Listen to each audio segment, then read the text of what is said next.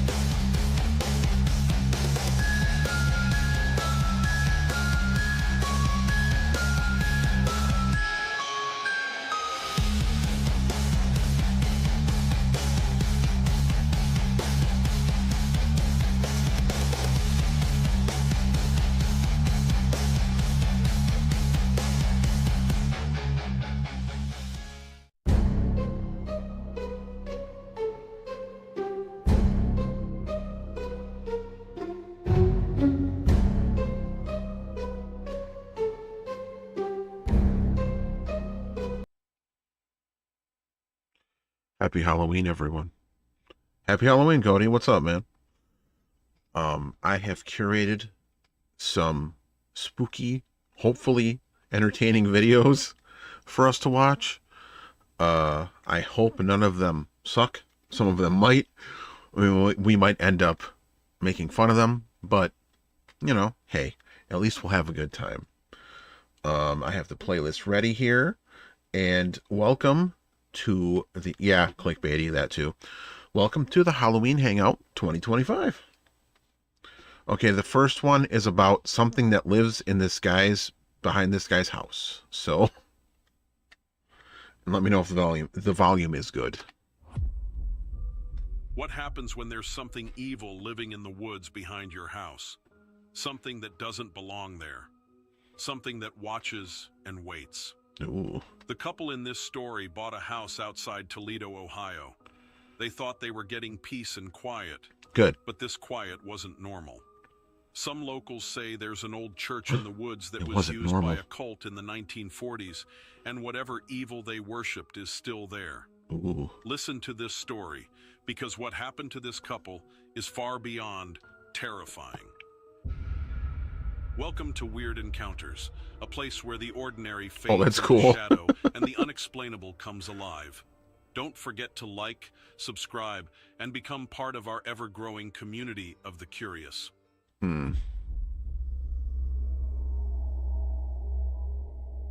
I'm writing because my wife keeps telling me to talk to someone. She says maybe getting this down in writing will help. Oh. I don't know if it's ghosts or animals or what, but we moved out here for peace and quiet, and lately I've started to think we made a mistake. Oh, cool, man. My wife Rachel and I bought this place in Small August towns are weird, dude. just outside Toledo, Ohio.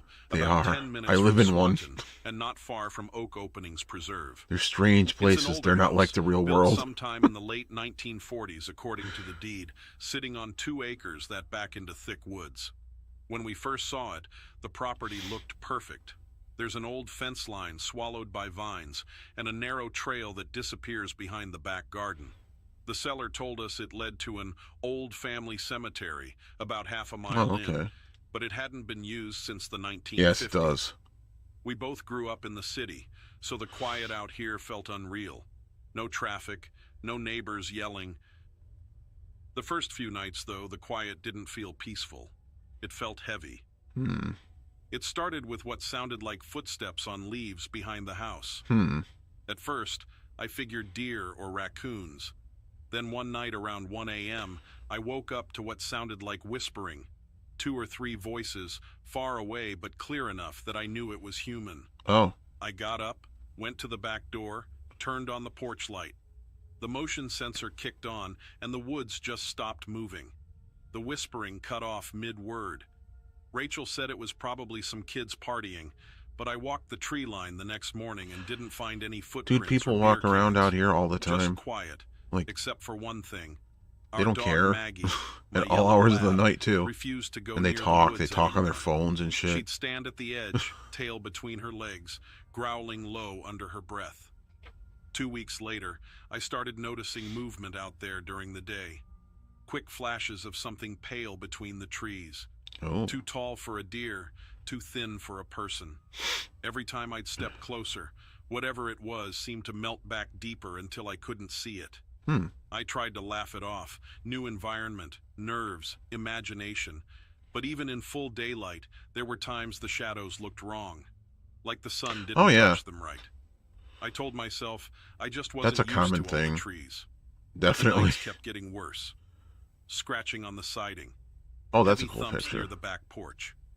Once, at 3 a.m., the motion light came on and stayed on for nearly 15 minutes.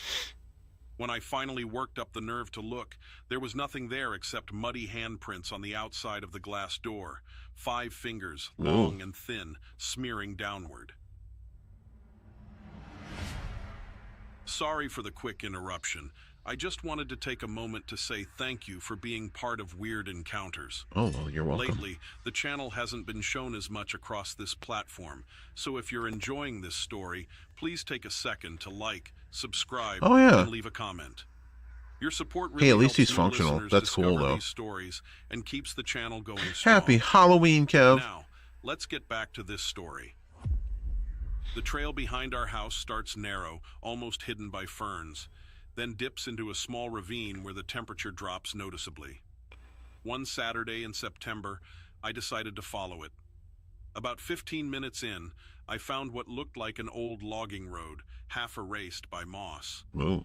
There were stone foundations scattered around, maybe from sheds or cabins that had So this is collapsed related to decades the ago. stuff? The forest felt different there, quieter. Oh, that's not cool, peaceful. man. After walking another 5 to There's 10 something minutes, sinister I saw going it. on around this A guy's small house. old He's trying to church, figure out what it is. partially damaged, What sitting it is. crooked among the trees. The roof sagged, and the bell tower leaned at a bad angle, but it was still standing. That's cool. There was no sign anyone had been there for years. The doors were chained shut, but one hinge had rusted off. When I pushed, the left door groaned open just enough to let me slip inside. Sweet. Oh, The I need to smell play hit that me game. First. Rot, wet wood, and something chemical, like burned plastic. Inside, pews were collapsed It looks into really piles. cool. The altar still stood, covered in a gray sheet of dust. Behind it, someone had carved Yeah. symbols Oh, into the man. wood. God damn it, that Circles, pissed me lines off intersecting, that they took that gazebo away and triangles there's a within barn there triangles. now. I didn't recognize I was any like, of that's it, not as cool. But the deeper I looked, the more it felt intentional, not vandalism. I don't know why Ritual. that gazebo just always There were candle fascinated me. holders made from glass jars, blackened from soot. The walls were scrawled with words I couldn't fully read, Latin maybe, or something close. And in the far corner, a small trap door set into the floor. I tried it, but it wouldn't budge. Outside, Cool, man. about 50 yards behind the church, I found the I graves. think I've played Most of the stones first were one, broken or tilted, I eaten played by moss. New Nightmare, which But isn't, what I don't really stopped like me that game all that cold much. were the names. And then the goddamn Every single PS3 one remake, which was, scratched out, ooh, that's a gouged bad away game. so deep you could see the chisel marks. Some had crude drawings. The first one is fun, horned though, like the very figures, first one. Wings, upside down crosses. One stone had a drawing carved into it. A woman's face, smiling faintly. But someone had taken something sharp and carved X's over her eyes. Ugh. There were at least 20 graves that I could count. No dates later than 1948. I took a few pictures with my phone, but when I checked them later, most Oh, came geez. out black. Only one showed anything.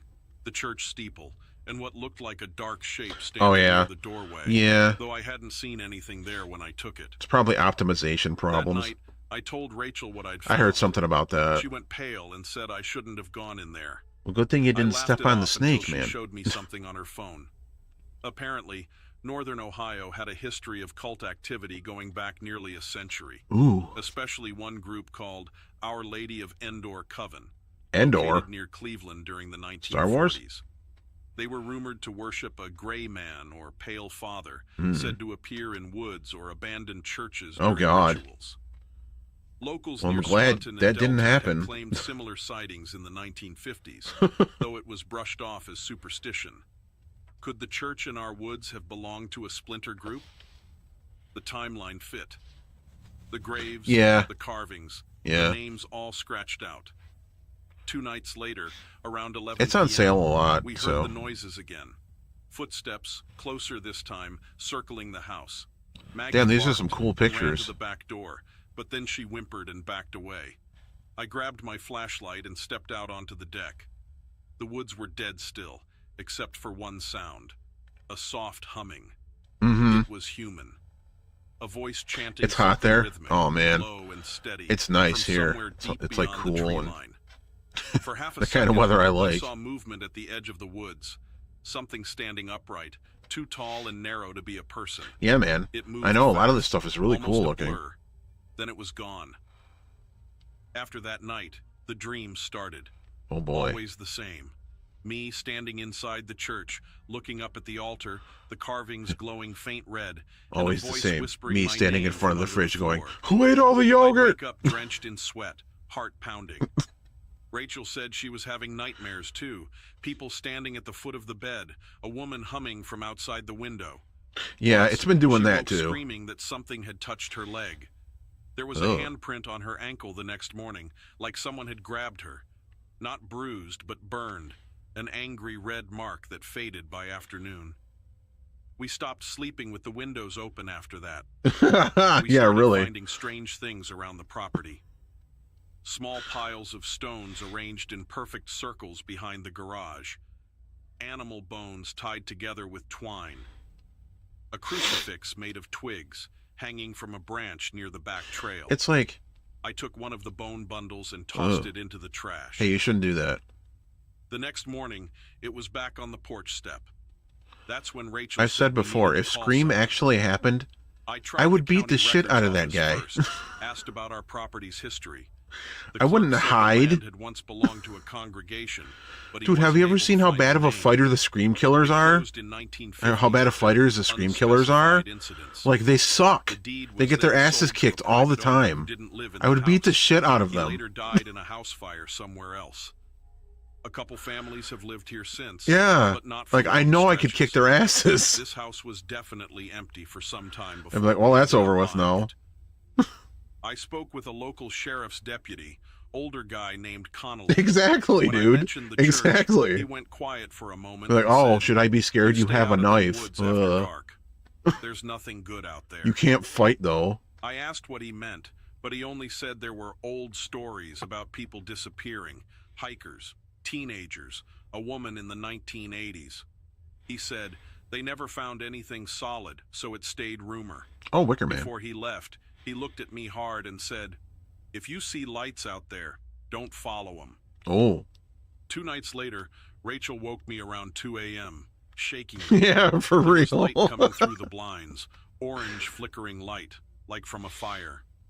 We ran to the back window, and there they were, half a dozen torches moving slowly through the woods. Oh. Figures walking single file. Oh, that's toward the cool. direction Look at of the that. church. We turned off all the lights and watched. After about 5 minutes, the torches stopped moving. One by one, they winked Oh, out, hell yeah, man. That's and then awesome. the humming started again. Louder this time. A deep, droning chant that seemed to come from every direction at once. Rachel covered her ears and whispered, they're back. In the Oh, weeks that Jesus. followed, we've heard footsteps almost every night. Sometimes scraping on the walls, sometimes whispering right outside the bedroom window.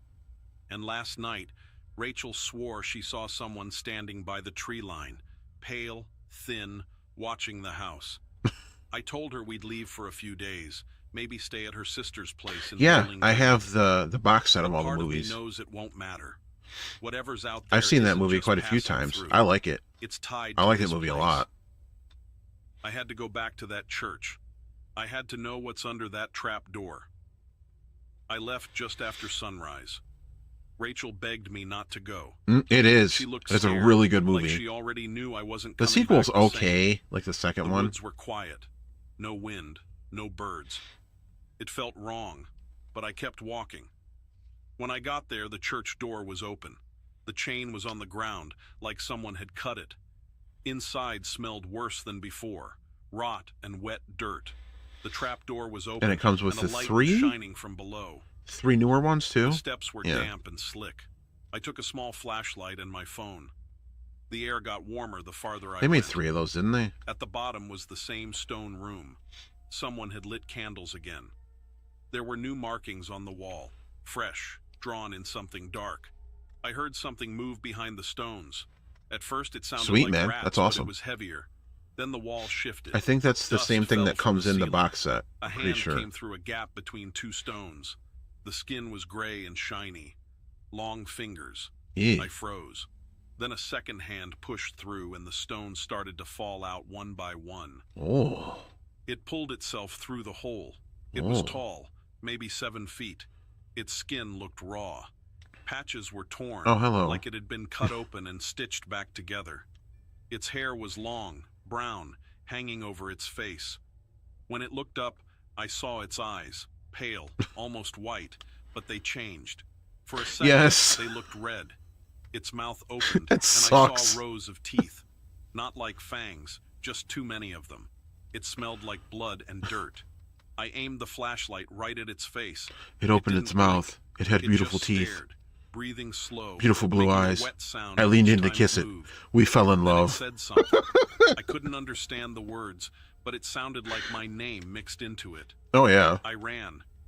I got up the stairs and slammed the trapdoor shut. Oh yeah, dude. It hit the floor Sucks. hard. Something hit it back from underneath once, hard enough to lift it a few inches. Then everything went quiet. I ran out the front door and didn't stop until I hit the yard. Hell yeah. When I got home, Rachel was on the porch. She looked relieved. I told her what I Dead saw. by dawn. She didn't say anything, just started crying. That night, she wouldn't go near the back windows. No shit. The next few nights were worse. We started hearing people outside. What's that guy doing? Not footsteps this time. Oh, how's it going? Voices. Hope nobody sees me eating this donut. Like they were having a meeting. Sometimes they said our names. It does. We're gonna have to watch that soon. The sound stopped. One night I caught something on my phone. A figure standing by the tree line. When I zoomed in, it looked gray. Its eyes were reflecting light, but not like an animal's. Flat and white. This is the really strange part. Rachel started sleepwalking. She never did that before. The one night I found her standing at the back door. She said a woman was calling her name from the woods. Then another morning I woke up and she wasn't in bed. I found her outside, standing in the yard barefoot. There were small cuts all over her feet, and she didn't remember going out there. That sucks. Before we left, I wanted proof. I don't know why. I thought if I had something real, maybe Because someone would you want to believe know. us. That's why. So the next morning, I went back with my phone and a small camera. The church looked that's burned awesome. inside. The I wanna pews hang were out there. blackened, but there was no smell of smoke. Wow. The trap door was still closed. I forced it open. The stairs were dark. The air was hot again. I heard water dripping and something Me too, else, man. breathing. I turned on the camera light and I don't pointed it think so. down. I think this is an actual The floor was guy. covered in wet footprints. Then I saw movement at the bottom. Something gray sliding along the wall. It stood up and faced me. It was the same thing from before. Yeah. Its skin was gray with dark lines running through it. Its chest was cut open and healed wrong. It was thin, but its shoulders were wide. Its mouth opened too far, almost to its ears. Its eyes changed from white to red and back again. There was blood on its hands and its chest was moving You can fast, usually tell, like it was if you angry. can't tell, listen for It breaths. started walking toward the Because stairs. AI doesn't know I when to backed up. take breaths It when kept it's coming. talking. It really I doesn't. could hear its feet on the steps. That's how you can tell if it's an slow AI and voice heavy. or not. When it reached the top, it stopped and tilted its head. It said something. The voice was deep. It depends on rough, what like it hadn't spoken. what you use for your AI. It said, "Stay." But yeah, you're right. Then it smiled. I ran out the door. Like there are some I could hear decent it ones following me now, through the woods, but yeah. branches breaking. It didn't You run. saw Marilyn It just Manson. walked fast and steady. When I reached the clearing near our yard, I turned back once. It was there, standing at the edge of the trees, not moving, just watching. Its eyes looked red in the daylight. I went inside and locked every door. Rachel was sitting on the floor crying. She said she saw someone outside the window while I was gone. She said it was an old man dressed like a preacher with an upside-down cross on his forehead. She said he looked so creepy, almost like he wasn't real. That night around 2 a.m., there was knocking on Charles the back Manson? door 3 times. Then silence. Then scratching. Long and Yeah. slow. I looked through the window but didn't see anything. The motion light turned on. It was standing at the edge of the porch. The same gray skin, hair hanging down, mouth open, teeth showing. It didn't move. Just stood there breathing heavy. When I yelled, it backed away into the dark, still facing the house. She just looks out the Then I window heard and more there's Charles footsteps in Manson the doing that woods. hoogity boogity Several dance he of them. does. Voices again, whispering. Like, Rachel all right. grabbed my arm and said she could hear her name. And we hid in the bedroom again until sunrise. I heard about that. I The know. next day, we drove I to was her like, sister's wow. house in Bowling Green. That's We kind of a stayed there 3 compliment, nights. actually. Each night, around 3 a.m., Rachel woke up crying. She said she could hear humming outside the window.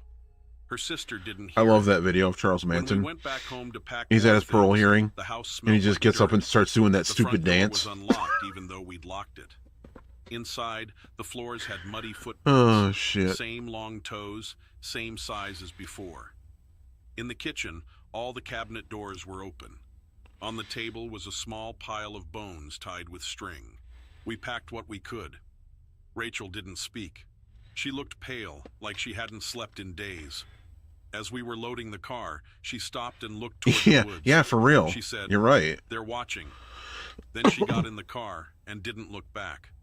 We left that night. We are renting a new place now. I don't sleep much. Sometimes I wake up and think I hear the humming again. Rachel still dreams about the woman's voice. I don't think it's just an old cult. I think something was summoned there a long time ago and never left. Yeah. Maybe the people I saw with the torches were trying to keep it contained, or maybe they still serve it. I don't know. But I know what I saw, and it saw me. Sometimes late at night, I still see a gray figure at the edge of the parking lot near our apartment. Tall, thin, standing still, and when I blink, it's gone. Rachel says we should talk to a priest. I don't know what good that would do. Whatever that thing is, I don't think it's something you can pray away. Oh. I don't know what to think. Was it the remnants of an old cult that never truly left, and some demon that was conjured? One thing's certain. Something evil lives in those woods behind my house, and I need help getting rid of it. Yeah. And so, another strange encounter fades away. A trick of the mind, or something far more Oh, that was interesting. unsettling. That's for you to decide. What do we got Thank next? you so much for watching my stories. Make sure you hit that like button, subscribe, there we go. and turn I on will give you a like. notifications. Your support is what keeps this channel going. Mm-hmm. In this video, you're going to hear one of the creepiest 911 calls you've ever heard. Guaranteed. All right?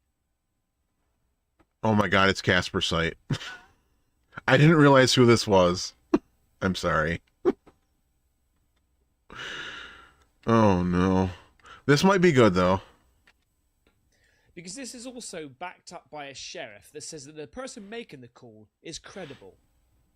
I've been basically on a bit of a search, because on this channel we cover ghosts, aliens, UFOs, weird things like that, right? And I've been on this search for some more of the cryptid things. I've been looking into Bigfoot. I just saw the title of the video and I was like, that should be interesting. And I stumbled across this video clip, this audio clip, and it's absolutely freaky. You can listen to it, but I think that's the problem. Understand whereabouts this He's not very discerning, I know. And what other things are going on around there, right? Because it paints a pretty darn freaky picture, okay? Anybody who sees this and is a fan, I don't hate him. Carolina, in Moores Creek National Battlefield, there is a documented history. He just needs to have a better bullshit filter, that's all. Activity tied to Moores Creek National Battlefield in Pender County, North Carolina. Yeah. Near Oh yeah. Regions. He's not a bad guy. It's a Revolutionary War site of the 1776 Battle of Moores Creek Bridge. It naturally attracts ghost lore, shadowy soldiers, eerie whispers, and battlefield apparitions. Yeah, for real. Encounters like skinwalkers, dogman-like entities, and humanoid creatures. I love this shit, though. From Native American Oh, that thing's folklore, cool. colonial-era tales, and modern sightings. So, Mm-hmm. a couple of things before we get into the audio, because I know you wanted to listen to the audio. Yeah. Listen to this, right? In 1980s, the soldier phantoms. In the 1980s, present battlefield trails, shadowy figures in tricorn hats, marching at dusk, cannon echoes without source. Visitors report cold spots and musket smoke smells. The Bleeding now, this Man. Is really crazy. So the 1900s, the Bleeding Man. And when you hear the audio, you'll relate this to that, right? Spectral loyalists. Yeah, it's true. Okay. Appears to drivers and then vanishing when approached. Ew. That's freaky. That is and freaky. You can hear that in the audio, right? And then the Whispering Woods in the 2010s Battlefield Perimeter. Okay, hikers hear revolutionary That's nice. war chatter. The Bleeding Man. Help. EVP electronic voice phenomena captures "join us." The words "join us." So what you're going to see now is the sheriff reporting on this audio. Oh, cool. Okay? You're going to hear his report. You're going to see a few diagrams plus the audio. Listen to this. Watch this. It's absolutely mental. It is very hard to listen to that call, to that 911 tape. without becoming somewhat unnerved. It actually bothered me the first time that I heard it.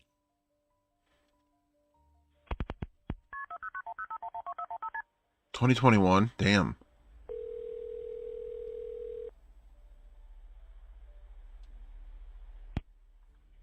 Tender County 911, what's the address of your emergency? I'm driving on 210. I just crossed the Black River, and I thought I saw a guy standing on the side of the road bleeding. Okay, you... Where are Shit. you at, sir? I'm on 210. I just crossed the Black River. I'm heading towards 53E. I just passed Patriots Watch. Okay, so you're over near Morse Creek? Yes. Okay. And did you saw a man standing on the side of the road?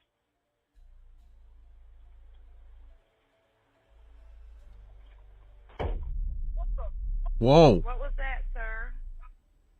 That's not human! That's not human! Sir, are you okay, sir? There's something in the back of my truck! Okay, Whoa. what's in the road? No, it's not in the road. It's in my truck. It's the bed. There's something in the bed of your truck? Yes, ma'am. I just turned on my bed lights for my truck, and there's something in my bed.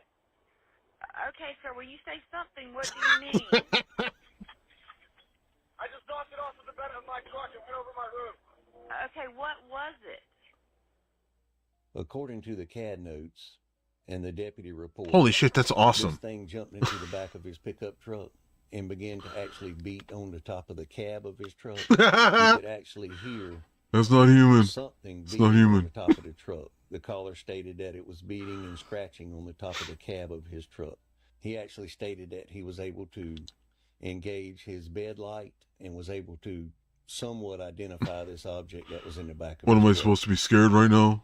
At some point, he was able to slam on his brakes, and the force of inertia actually threw this thing out over his hood and onto the highway, where this thing stood up in the roadway, made its way to the wood line, and disappeared in the woods. Excuse me if there's a change of tempo right now, okay? But I recorded this video Oh. a few days ago, and then today I found out, because I was scrolling through TikTok, I saw Hallucination Hippies, that he was covering this story, and then he's found an interview from this guy. So I've not seen it yet. I've managed to find it. I've saved the interview.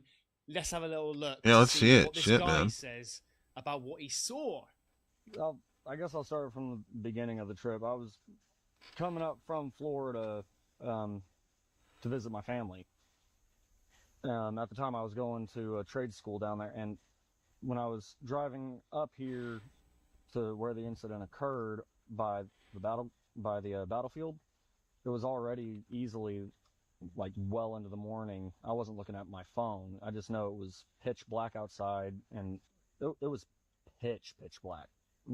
I couldn't see the moon, stars, nothing, just barely the road through my headlights. And I had my window down because the AC wasn't working the best. And as I was coming around, there's a massive right curve right there before you cross the Black River. And then after that, you have the battlefield. So on that massive black curve, as I'm coming around, I had just started. That's the part you're not supposed to tell people.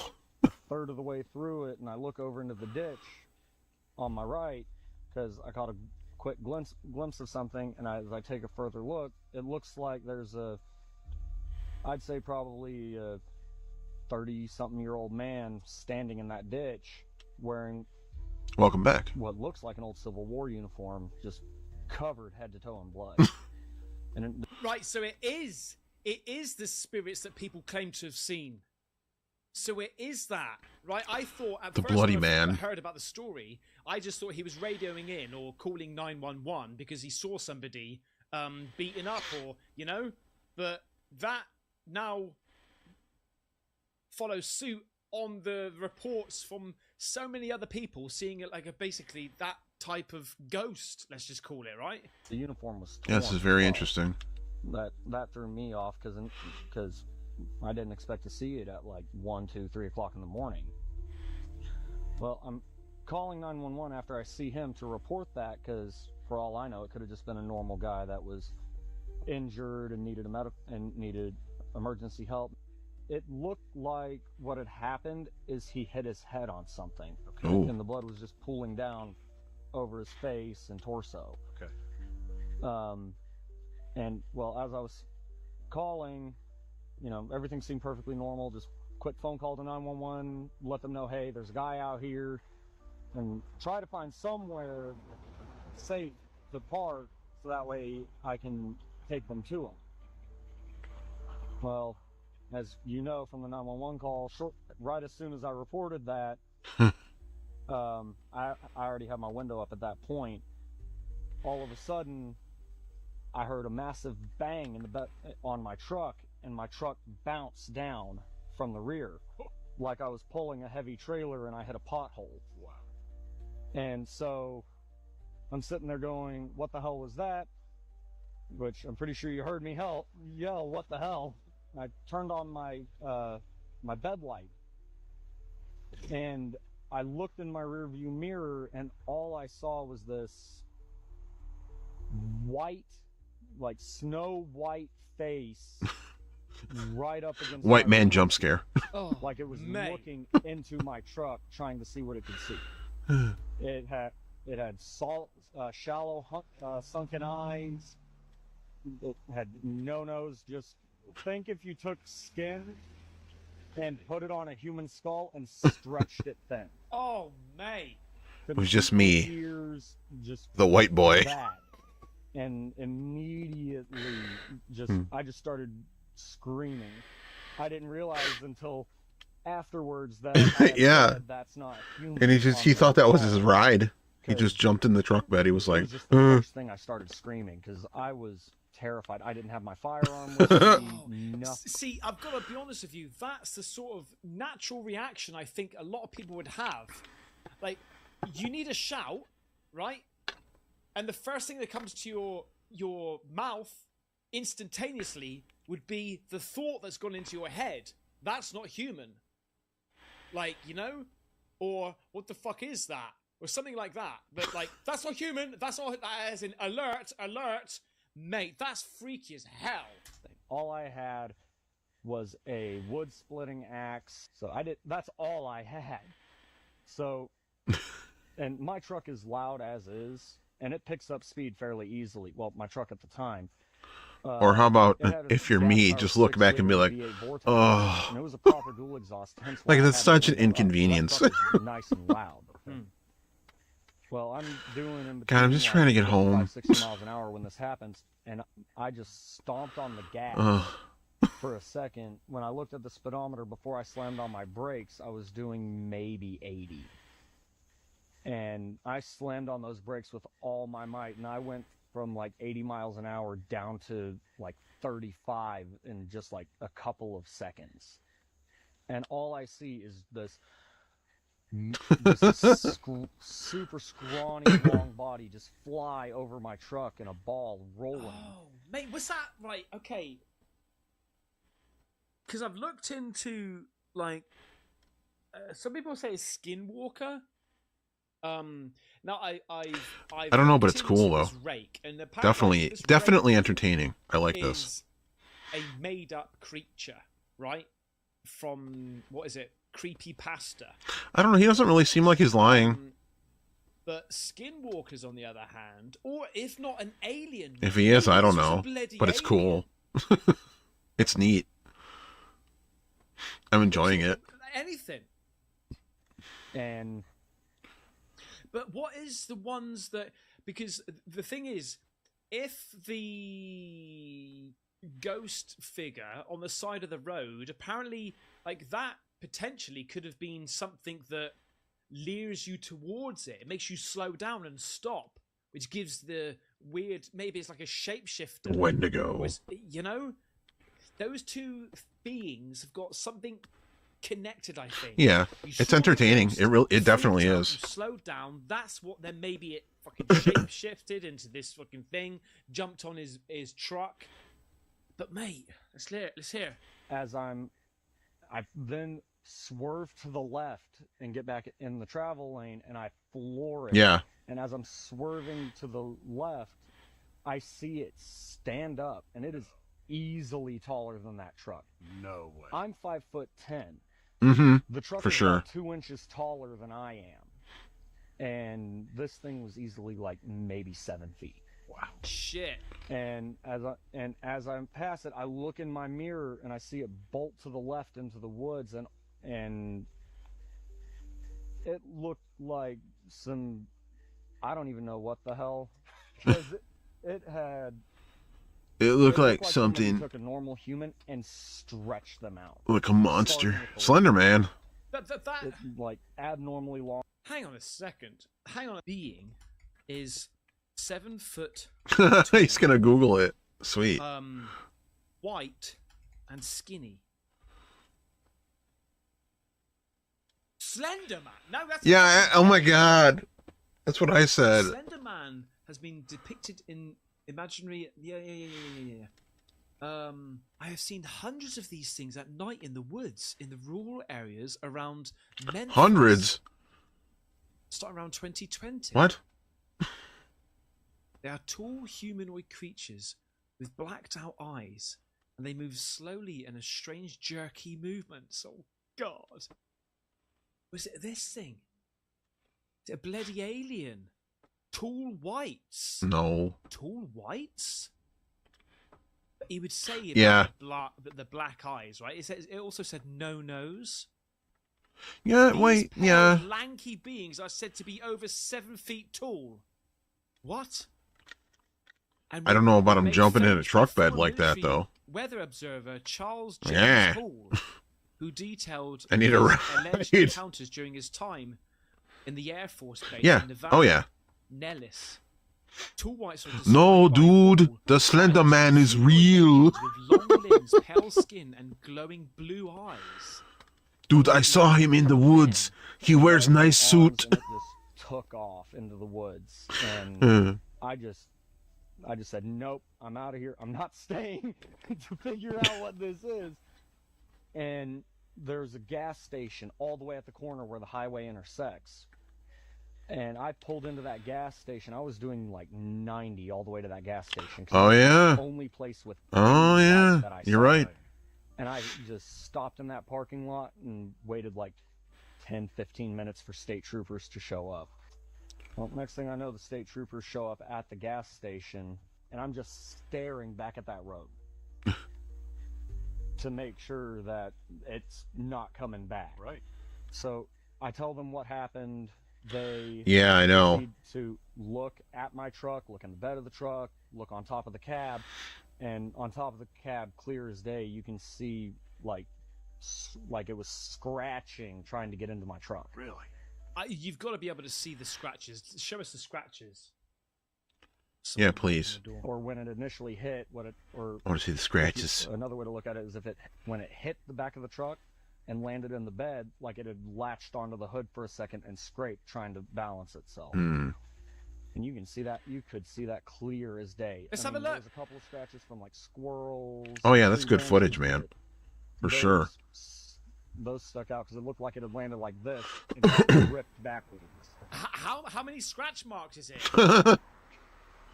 And Just try and work out how many fingers, well, like, they you asked know? me to take them approximately where it happened, and I mean, when it's the middle of the night and you're going the opposite direction of where you just came, your sense of direction's a little off. Right.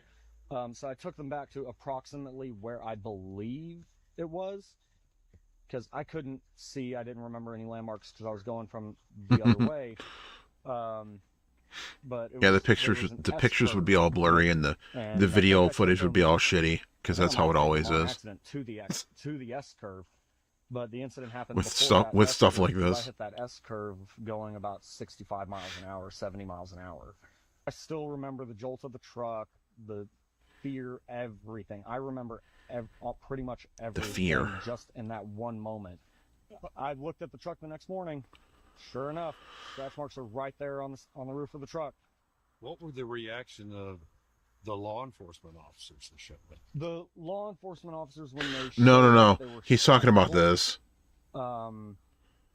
The scratch marks, Although the pictures now of the scratch they marks, might not be as much. they'd probably be At the blurry. time, the troopers especially seemed skeptical. Parks and Wildlife, when they flew the drone, Because that's how it always is with these things. Than anything, and EMS was more like. Like I said, I stopped watching okay, that are one you channel, okay? man. The And Darkest Secret. they Oh my went and looked for the other God. guy and couldn't find him. So the state patrol were there, Yes. EMS, Yes. wildlife, and and the sheriff's department. It's cool, man. I guess because we interviewed the sheriff. It doesn't sound like he's made this up at all, mate. So he had deputies out. And I think one of them might have broken off after the initial contact with me, but I know one of them was with me because I was still in fight or flight when they told me, "Hey, can you go back and show us?" Hell yeah. Go back. I don't. I don't blame you at all. I don't blame you. I still refuse to drive through that area at night because It's freaky deaky. I don't know what I saw. I don't want to see Freaky it again. deaky. Mate. See, if That was if cool. he had told you that without the 911 call, you'd be like, I don't know, just. Oh my God. it up. But the 911 call. He said the same puts So thing. much more credibility into it. Anyway, let's go back to me the other day. That's pretty darn crazy. Yeah. I don't know what to think about that. So the reports, right, saying about people seeing. I like that something ghost on the light. side I of like road that alien thing he with, has on like, his wall. blood on them, right, That's really bleeding cool. Spectral That artwork right there, I don't know what that is. I like that too. Appears to drivers and then vanishes. He's got a little within the frame. Ghostbusters thing. So the question is, I like it. Some people are asking, is this a deliberate, Yeah. like, Oh yeah, for it's sure. almost like in tandem, where maybe the ghost was that? Did it shapeshift into this? Did it pretend to be this person on the side of the road to like lure somebody in? Oh, that's close, awesome, dude. And then just shapeshift into this I like that. being of some sort? Is it like a skinwalker or something? Like, what is that? That is the strangest thing I've heard in so long. It, like I say, it's a quick video. I just wanted to tell you about that, mate. Tell was me what you neat. think, all right? I might have to look. I enjoyed it. Have a little bit more of a look into this place, mate. Creek National Battlefield, Moores Creek National Battlefield. You get to like, sir. What the hell is going No, on go away. in North Carolina, baby? Come on. I'll see you on the next one. Take care. I Bye-bye. know North Carolina's interesting. All right. The other day, Oh yeah. I was Brazil's leaked satanic tapes. This is what's his name? Oh God, what is this guy's name? What is your name, sir? I like him. I watch him quite a bit. Something Sinister. Yeah, he's pretty good. casually scrolling Reddit when I came across a strange yet not intriguing human. post. A 30-year-old Yes, cold case Frankenfurter. of a missing child in Brazil. The OP goes on to explain that they recall a phenomenon that took place in their home country during the 1990s. It started with a missing boy in 1992. He was alive and well one day before vanishing. 2 months later, it was another kid, and then another, and another. In situations like this, the term cold case hangs a little bit heavier than normal. Yeah. Because it means that justice was never served. But after researching this case, I made some shocking discoveries.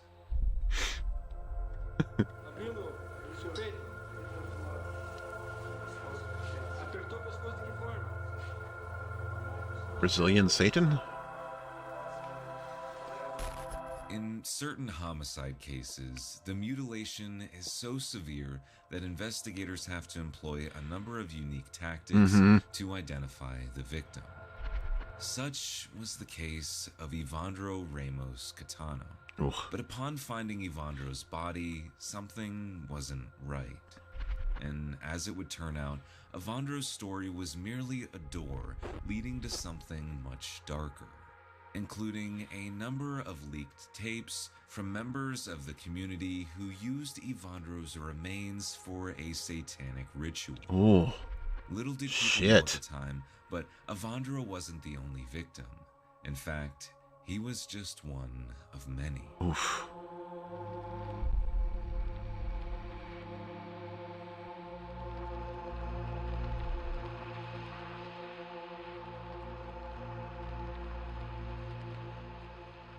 Before we get too deep into the video, this is a Morgan & Morgan legal alert. No, thank you. If you received Depo-Provera birth control meningitis,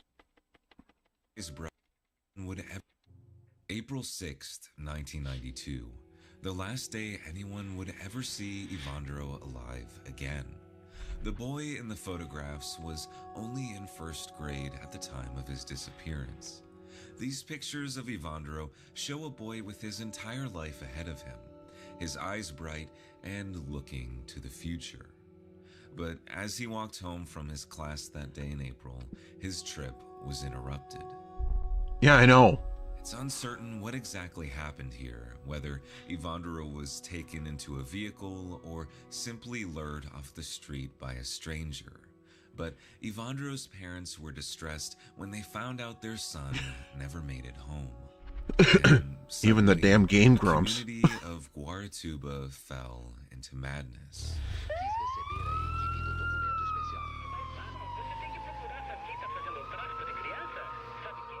Oh God, Raycon. The search for Evandro was conducted by members of the police and many residents in the community, but no one could seem to find any evidence leading to the boy's whereabouts. One day passed, then a second, and a third, and on the fifth day, something changed. The search team had found Evandro.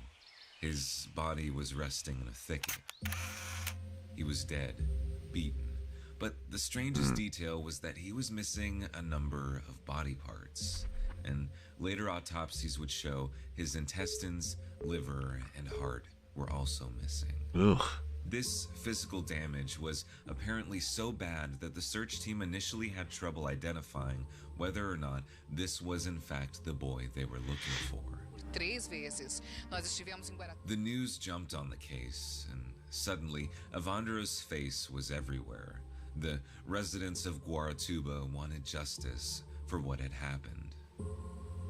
The only problem was that with little to no leads to start researching the case, investigators didn't really know where to begin. People who had seen Evandro's face on the news, however, and heard his story, had some disturbing ideas. Possible serial killer of children in southern Brazil. First, English is not my native language, so I used an online translator to translate my text from Brazilian Portuguese into English. I apologize in advance for any mistakes. On the coast of Parana, lumberjacks noticed be careful when you do that. in a bush area where they found the body of a boy. Sometimes the child was identified Google Translate will just go off by his father, and say the dumbest shit. Ademir was a public servant to the city. Later, the keys to the boy's house and a pair of slippers he was wearing that day were also found near the place where the body was. Evandro was missing since the 6th of the same month, when he traveled 150 meters between the house where he lived and the school where he studied. This was also where his mother worked. This Reddit post offers some interesting insight. Ademir Catano, Evandro's father, was a politician. I suppose it's possible that one of his opponents had hired someone to kidnap and murder Evandro. The stress and trauma from the situation would force Ademir to step down from his I'm gonna have to check that out. I've heard a lot about that lately. This theory pales in comparison to the rumors being spread about the true nature of Evandro's death. Evandro was missing parts of his body. What, you gotta make him look good for Satan or something? Ears, Jesus. Hands had been removed. His intestines, liver, and heart were missing. Why would someone specifically want these things from their victim? To Guaratuba residents, one theory made sense. Yes. Different parts of the world. Okay, yeah, I'm gonna have to check it out for sure. Comes to witchcraft. For those of us in the West, a lot of times we associate it with things like the Salem witch trials or holidays like Halloween. It's not really something as threatening. I don't use Chrome. I've never liked Chrome. I think it's a shitty browser. But in a place like Brazil, especially in the 1990s, it held a whole different meaning. From the late 1890s to the 1920s, witchcraft was strictly prohibited in Brazil. During this time, those practicing such acts were considered to be criminals. Oh. The term black magic was used to describe a wide range of acts of witchcraft. And though witchcraft technically became legal after 1922, there would still be a negative stigma around it. In the eyes of many, practicing witchcraft meant allegiance to the devil. What the hell's that? So when Evandro Ramos Catano was found with missing parts of his Satan body, enjoying a little snack. People assumed that he had been sacrificed in a satanic ritual. Suddenly, every headline was pushing Was that Hexen? Or Hexen or whatever? That movie? It looked like it. Began to fear that a coven of witches were hiding in their community. Is that what that was? Its children as a means of I know it's one of those movies. And the strange thing is that evidence began to favor this theory. Just 3 years prior to Evandro's death, Sandra, an 11-year-old girl, seemingly vanished out of thin air. She was attending a party with her sisters and cousin when they decided to leave. Sandra stayed behind, never to be seen alive again. 8 days later, a man's dog would catch the scent of Sandra's body in a vacant lot. She was without eyes, hands, or a scalp. The case was closed from lack. I knew it was one of those like old movies. Just like Evandro and Sandra, Leandro was another child who mysteriously disappeared in Guaratuba. But unlike the others, only bone fragments of Leandro would ever be recovered. No body and no culprit. But then things changed as members of the community began confessing to kidnapping Evandro and sacrificing him to the devil. Damn. They were just like, okay, we did it. Selena Abaji and her daughter Beatriz told investigators that they, as well as 5 other men, had lured Evandro off the road. Oh yeah, I know, it's like very, very old. Site. They then proceeded to kill him. This story shocked the community, as Selena was the wife of a mayor at the time, and Beatriz was her daughter. Damn. How could 2 women in the spotlight commit such a heinous crime? Something wasn't adding up. But in July of 1992, tapes recorded by the police were broadcasted, showing both Selena and Beatriz verbally admitting to everything. Evandro, the body, the ritual, everything was there. Finally, Evandro's family had closure for what had happened to their son. The community of Guaratuba could sleep a little more soundly at night, knowing that the so-called witches of their city were put to justice. And for years, that's how the story ended. Selena and Beatriz, as well as their accomplices, were put behind bars. There was nothing left to say.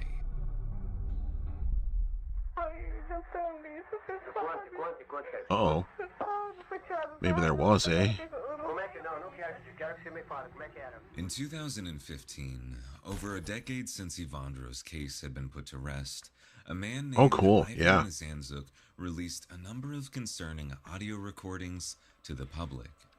These tapes were the unedited recordings of confessions made. Yeah, I knew it was something I had seen. I was just like, which one is this? After listening to them, it's apparent that something is very wrong. Uh-oh.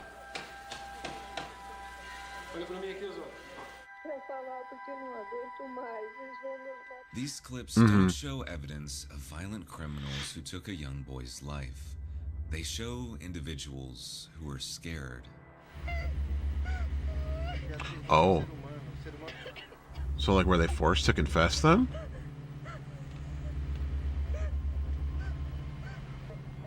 In this clip, Beatriz is sitting in a car talking to who I can only assume is law enforcement.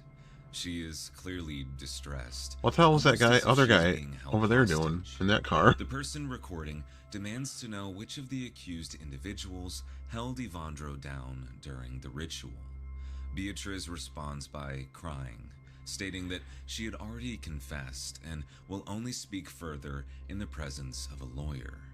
But the officer recording is relentless and keeps pushing Beatriz until she breaks down. Uh-oh. In another video, Osvaldo Masonero, yet another accused in the Evandro case, stands up against a big white wall. The person behind the camera interrogates him, feeding him lines and pressuring him to say things as a means of confession. Oh no. Osvaldo appears to be exhausted. He can't even look his interrogator in the eye. All semblance of free will has disappeared, leaving only the They were look just trying to of get a some man who patsies. knows his life is over. The longer you watch these tapes, Sounds aside like. from the pressuring, the threats, the feeding lines, you'll notice something darker.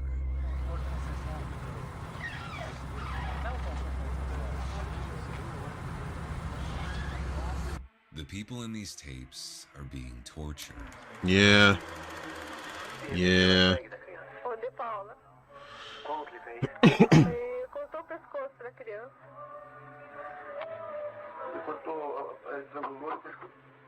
Você, o que fez?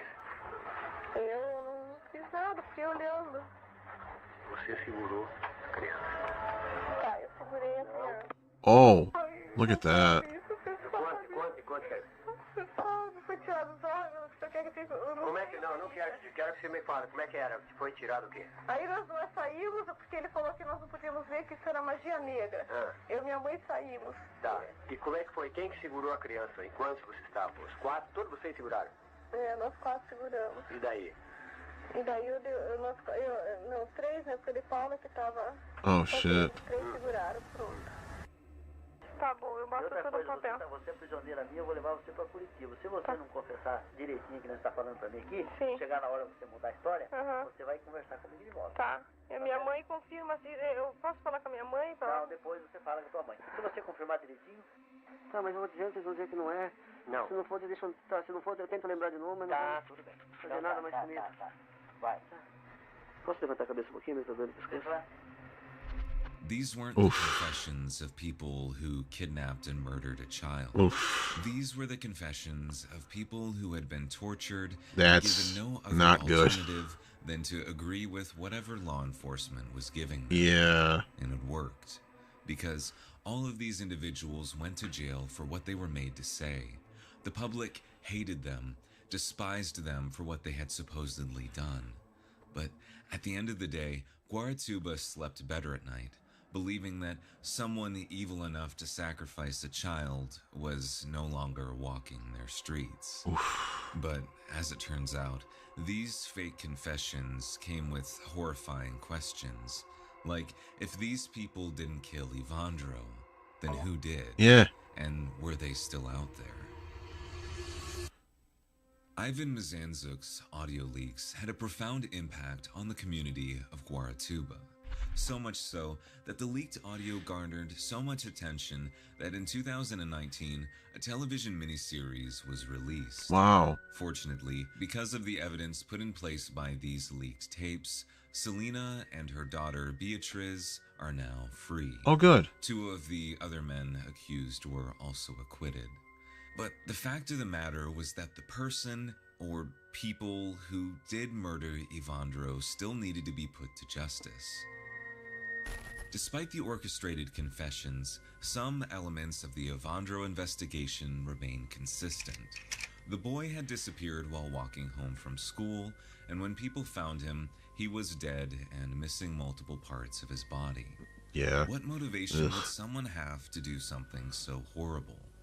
Well, there are a number of theories from internet researchers that state the conviction of Selena and her daughter Beatriz is not a coincidence. At the time of Evandro's murder, Selena's husband, Aldo Abaji, was the mayor of Guaratuba. There's a popular theory that states one of Aldo's political rivals orchestrated the kidnapping and murder of Evandro. Oh. Consequently, they then accused Shit. Aldo's wife and daughter in an effort to keep Yeah, him it from is. getting elected again. After all, in a country grappling with the aftermath terrible. of decades of prejudice towards witchcraft, who would vote for someone whose family was involved in the occult? Wow. Of all the theories, this one seems to make the most sense to me. Wow. But what about the other children who fell victim to a killer at Yeah. the same time? Yeah, what about Surely that? their deaths weren't a result of political violence. But it is possible that the motivations for these deaths could be even darker. I'm going to say it was very likely a bunch of unrelated kidnappings/murders and maybe one or two active serial killers in the mix as well. An environment exists where a group of people are particularly vulnerable, and this attracts all the human wolves in the area. Oof. I don't know What an anything interesting about way to Seville put or that. Piranha, but I wouldn't be surprised to learn that there was crushing poverty or political turmoil or a breakdown in a social structure in the 80s or 90s. Something that would make murders like these slip through the cracks more easily. But all of this talk of political violence, serial killers, or police corruption, is any of it as startling as the truth? At the end of the day, we don't know who killed Evandro Ramos Catano. We can only speculate about what happened. For all we know, the young boy could have been walking home from school as he usually would, only to run into a stranger who he had never seen before, someone who may not have even been a part of the community. The idea that a stranger could have been making their way through the city and just so happened to come across a young boy and do the unspeakable before continuing their journey makes me feel extremely unsettled. Oh yeah, It's definitely. the idea that sometimes bad things happen to people Yeah, probably. without any rhyme or reason, simply because the person was in the wrong place at the wrong time. What if Evandro had waited an extra 10 minutes before leaving school that day? Ugh. Would his life have been spared, and could his family continue to their lives as usual? With cold cases such as these, the questions that follow are sometimes too difficult to ponder. I've had little luck finding the current status of Evandro's parents. I can only hope that they are okay wherever they are. But I'm sure the stain from 1992 remains. As far as Selena and her daughter Beatriz are concerned, both are relatively active on Instagram. Oh. It pains me to see the girls smiling happily, because I know behind those smiles are years of trials and tribulation. The Evandro case as a whole was one of Brazil's Oh my longest God. lasting legal cases in history. It pains me because I think about how much life was wrongfully stolen from Cold these case sandwich. the time spent in courtrooms, jail cells, and the public eye. Yeah. But my hope is that Instagram can be finally fun, just rest don't now like take that it the world seriously. knows the truth about the Guaratuba witches and There's a lot of Brazil's bullshit on there. torture It's very much a bullshit app, but you know.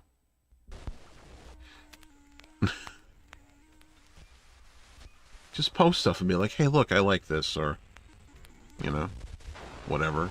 Okay. Yeah, I like that guy. Something Sinister. He does good videos. Me too, man. Alright, hold on. Not many people know this, but in the I don't know who this guy is. I'm going to take a really quick bathroom break. I will be right back, and we will watch more... Hey, cool shirt, Merciful Fate. More spooky stuff.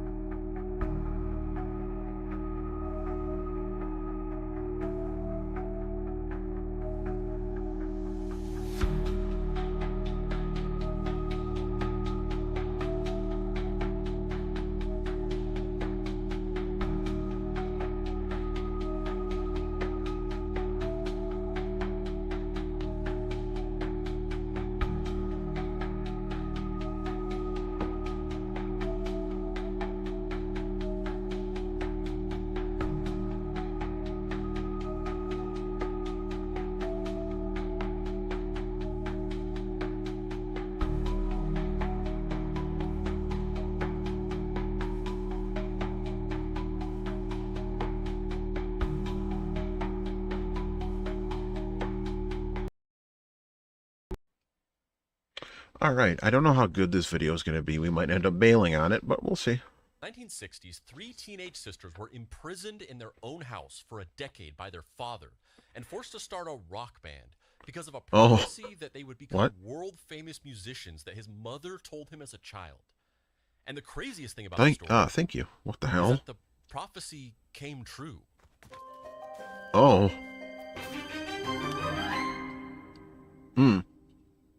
Do you believe in destiny? Have you ever felt Hey, what's up, Jessica? Happy Halloween. Corners of your mind that there's something more out there for you, that you're not where you're supposed to be? What did you do with that feeling? Did you let it sit there and fester? No. Internalize it? Allow it to morph into bitterness and despair? I ate it. Does it still sit with you now? Tuned out, but always jabbing like Are a those hot spur at the haunches of your soul? Monster in my pocket Or have you spent figures every on that waking TV back moment there? living in pursuit of that voice?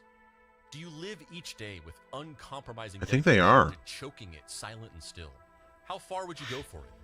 Would you hurt people along the way? Betty, Helen, and Dorothy Dot Wiggin grew up in the 1960s in a working-class family from Fremont, New Hampshire. But wait, that's not the beginning of the story. We'll return to them later. Let's go back further to the 1930s. Austin Wiggin, the girl's father, was also growing up in New Hampshire. As a kid, Austin's mother was highly superstitious. She was also an amateur palm and tarot reader. One day, she read Austin's palms and made 3 bold predictions for his future. He would marry a strawberry blonde woman, have 2 sons that their grandmother wouldn't live to see, and would have 3 daughters who would be in a massively successful music group, which is a much bolder claim than the other 2, but let's run with it. It's unclear what Austin thought of these predictions at the time, but years later, after he'd married his wife, Annie, who was indeed a strawberry blonde, and then his mother passed away, and then he had 2 sons, and then 4 daughters, one thing became singularly clear to him.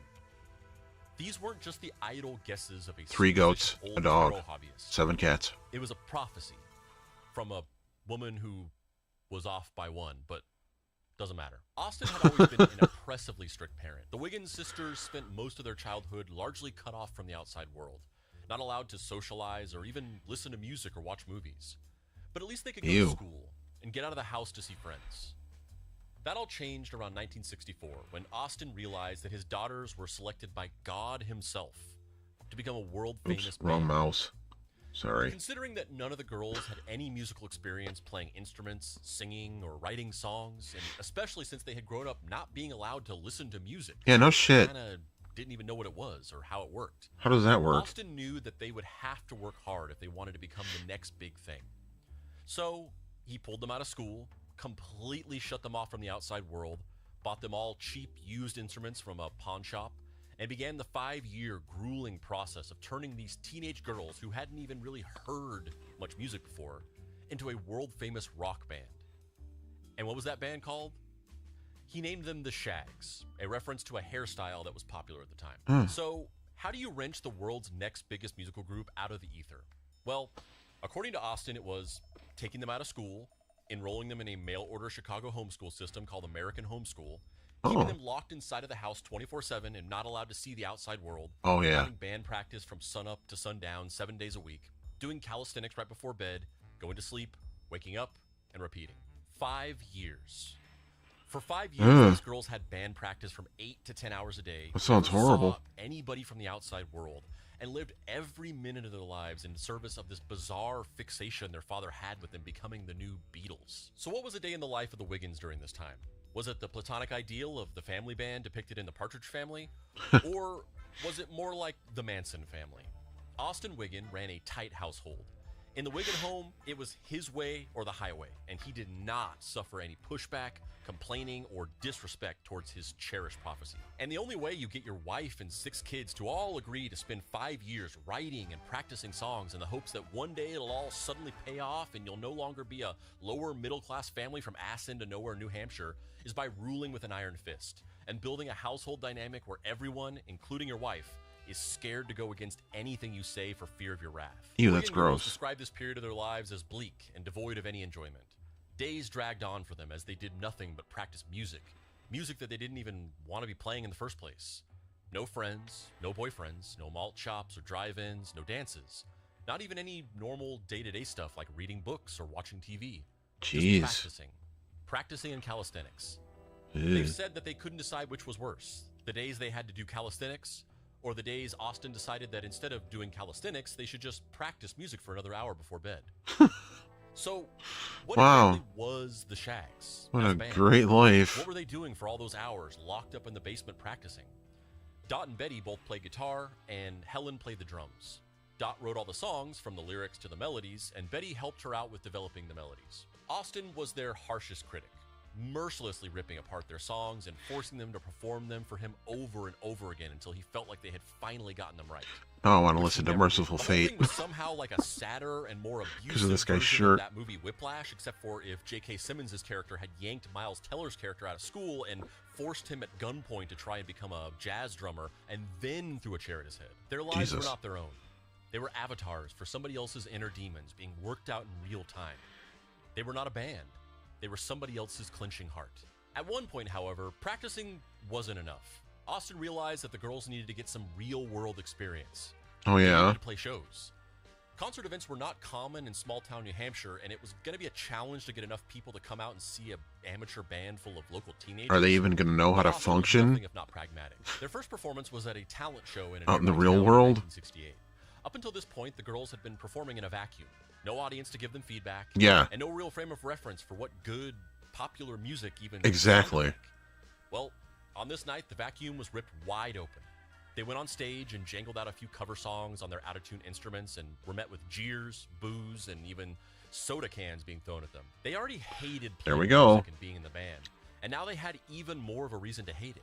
Whatever dim illusion that they were actually going to be big stars their father gaslit them into believing during those long days practicing in their house was shattered that night. They were more miserable than they ever were. What was Austin's answer to the crushing feelings of humiliation and defeat the girls felt on that night? They just needed to go home and practice more. Oh yeah, of course. The thing is that Austin took that age-old adage, practice makes perfect, literally. He believed that endless repetition would have a some people are just bad at things, and they need to be told that. I'm sorry. Like I said that before. Equals fame and fortune. And in a way, he was right. This is how you accomplish greatness. You push until you're exhausted, fed up, and completely drained. And then you keep pushing until you feel on the verge of utter collapse. And then you push just a little bit more. His one fatal mistake was failing to realize that there's another vital ingredient to the recipe. I see so many of these shitty musicians that are like, and people are like, "Oh, it sounds so good." I'm like, no, it doesn't. Austin himself, who was described by his daughters, you're bad. Not particularly liking music before he became obsessed with him outselling Elvis or whatever. At this point, life for Betty, Helen, and Dot was a never-ending feedback loop of pain, boredom, and personal humiliation. Their days stretched on into infinity, practicing music they didn't care about, only to be punctuated by the occasional shame of having to perform in front of a group of kids they desperately wish they could just be friends with. The next show the girls played was a nursing home on Halloween night, because, you know, trick-or-treating would be too fun. Yeah, they played a set no shit. featuring a new song that Dot wrote called It's Halloween, which is easily the best song on their first album, and also just barely edges out This Is Halloween as the greatest song about how it's currently Halloween. At least this time they didn't have to embarrass themselves in front of a bunch of peers. The elderly nursing home patients were kinder and politely clapped after the performance. This show felt less like a walk through a social life-ending gauntlet over hot coals, and more like a patronizing grandma complimenting your refrigerator artwork. Huh. Nice. But this was only the beginning for the girls, because Austin had finally found a golden opportunity to put the Shags in the spotlight. The town of Fremont was looking to host a regular get-together. The Shags. Something to keep them from what a getting terrible in name trouble, for a band, running too. Crowds and devolving into a debaucherous life of crime. Every Saturday night, they were going to transform the town hall into a big dance for all the teens in Fremont, full of food, age-appropriate drinks, and live music. That sounds Austin fun, was in the I right guess. place at the right time and negotiated for the Shags to become the resident house band for the event. This became a regular part of life for the Wiggins sisters. For years, they had only ventured into the outside world to go grocery shopping on Friday nights, attend Sunday Mass, and occasionally sneak out of the house to swim in a nearby watering hole when their father was at work. In any other circumstance, hanging out with the entirety of the teenage population in town every single week would have been an exciting new chapter in their lives.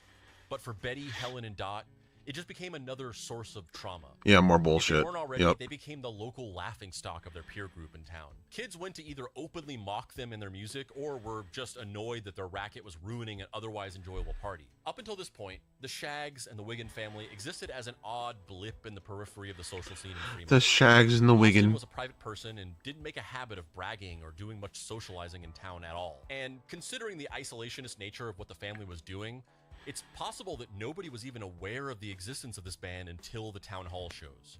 But after the shows became a regular occurrence, the town started talking. Austin became an elusive, enigmatic, and scandalous figure. Word spread of how he kept his daughters locked away in a basement and forced them to practice music. There was even a rumor that persisted in town that Austin was carrying on incestuous relationships with his daughters. But what the town saw as a bizarre, concerning, possibly illicit situation, Austin Wiggin saw as the beginning of a meteoric rise to fame. After a few months of the town hall shows, he decided that he couldn't just sit around and wait for the girls to be discovered, like he'd been assuming would inevitably. He's gonna make them famous. In order for the prophecy to be fulfilled, he'd have to carry the Shags across the finish line himself. Carry the He decided it was Shags. time for the girls to cut an album. All right. In March of 1969, 5 years after he'd pulled the girls out of school and handed them musical instruments, he rented out a day at Fleetwood Studios in Revere, Massachusetts, for the Shags to record their first LP. Revere. Oh my God. Tracks they'd been slowly writing, developing, and practicing for the last several years. There's not a lot of information about the first recording session, but an engineer at Fleetwood, Jeff Landrock, who ended up recording a second studio session in 1975, Jack remembers Chop. the odd sight that the family struck. If you've ever and seen how that. Utterly miserable and checked out the girls. You'll be the coolest They didn't really dude seem in enthusiastic, Revere. like they were doing something great. It was more like this was their chore. I could play it on Instead of stream, washing but dishes that I'm night, sure they some were people would hate recording it. an It's album, a you know? comedy skit. So I just sort of set them up and live. It was quite It's actually a Halloween original comedy skit. 1969 session. The engineer at the time, Bob Hearn, heard the songs that the Shags wanted to record and urged Austin to reconsider. He suggested that they go back and practice a little bit more before dropping the cash on laying down tape. The Shags were apparently so bad that a business said, "Please don't give us your money." However, Austin was not happy, and as he told Hearn, "I want to get them while they're hot." So Hearn promptly shrugged, took Austin's God. money, and recorded the Shags' debut and only album, The Philosophy of the World. Oh, look at This that. album defies any human being's capability, let alone mine, of describing things. But perhaps Austin Wiggin does it best in the liner notes included in the record sleeve. The Shags are real, pure, unaffected by outside. The Shags are real. influences. Their music is different. It is theirs alone. They're real, bro. They believe in it. Live it. Of all contemporary acts in the world today, Where is Foot? perhaps only the How does that Shags mean? do what others would like to do.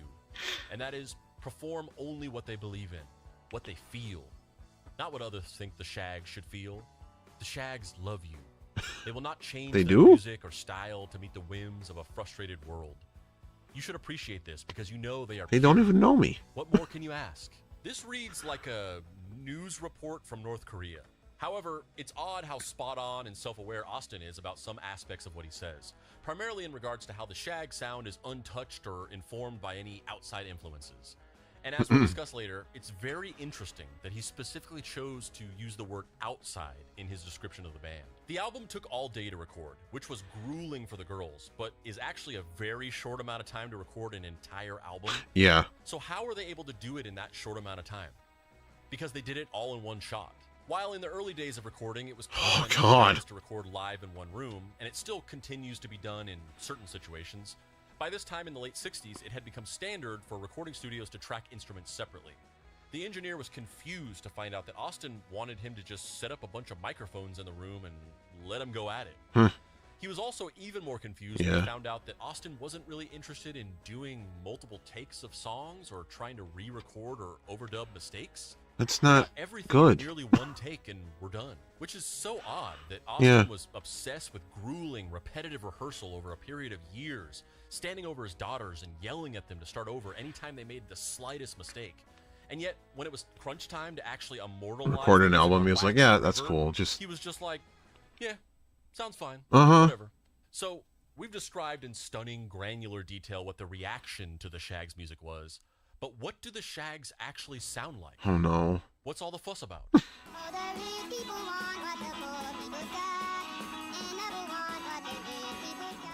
Everything from the physical playing of the music to the lyrics to the fact that the Whoa. song consists of a series of guitar runs with the vocals exactly mimicking it while the drums hack away in the background, providing no actual rhythm for the song. Whoa. Hits you over the head with this aggressive expression of innocence. If it were trained musicians attempting the avant-garde, it'd be too performative. If it were little kids, it'd feel cute. But coming from Helen, Betty, and Dot at this point in their lives, considering that they were literally held prisoner by their obsessed That is terrible. and forced to make it, the simplistic absurdity of every piece of the music feels profound. It's music from an alternate reality where music hadn't been invented yet in the 60s. It's a soundtrack for a post-apocalypse that happened exclusively in the Wiggin household. My God. It's also brimming with this eerie feeling of deep sadness. The playing feels rushed and sloppy. Play It's Halloween. By a child who just wants to get it over with. I don't know what so that they go sounds home and like. Go to sleep, which might be the only real peace they feel in their lives. And what's even sadder, the reason why it sounds like that is because that's literally what it is. However, their most definitive song is probably My Pal Footfoot, a song about Dot's lost cat, Footfoot, that is so genuinely That doesn't look bizarre like a in its cat. atonality and abstract lyrical content that you could believe it was actually generated by a modern AI that had been fed 30 years worth of children's music and Oh boy. recordings of drum sets rolling down hills.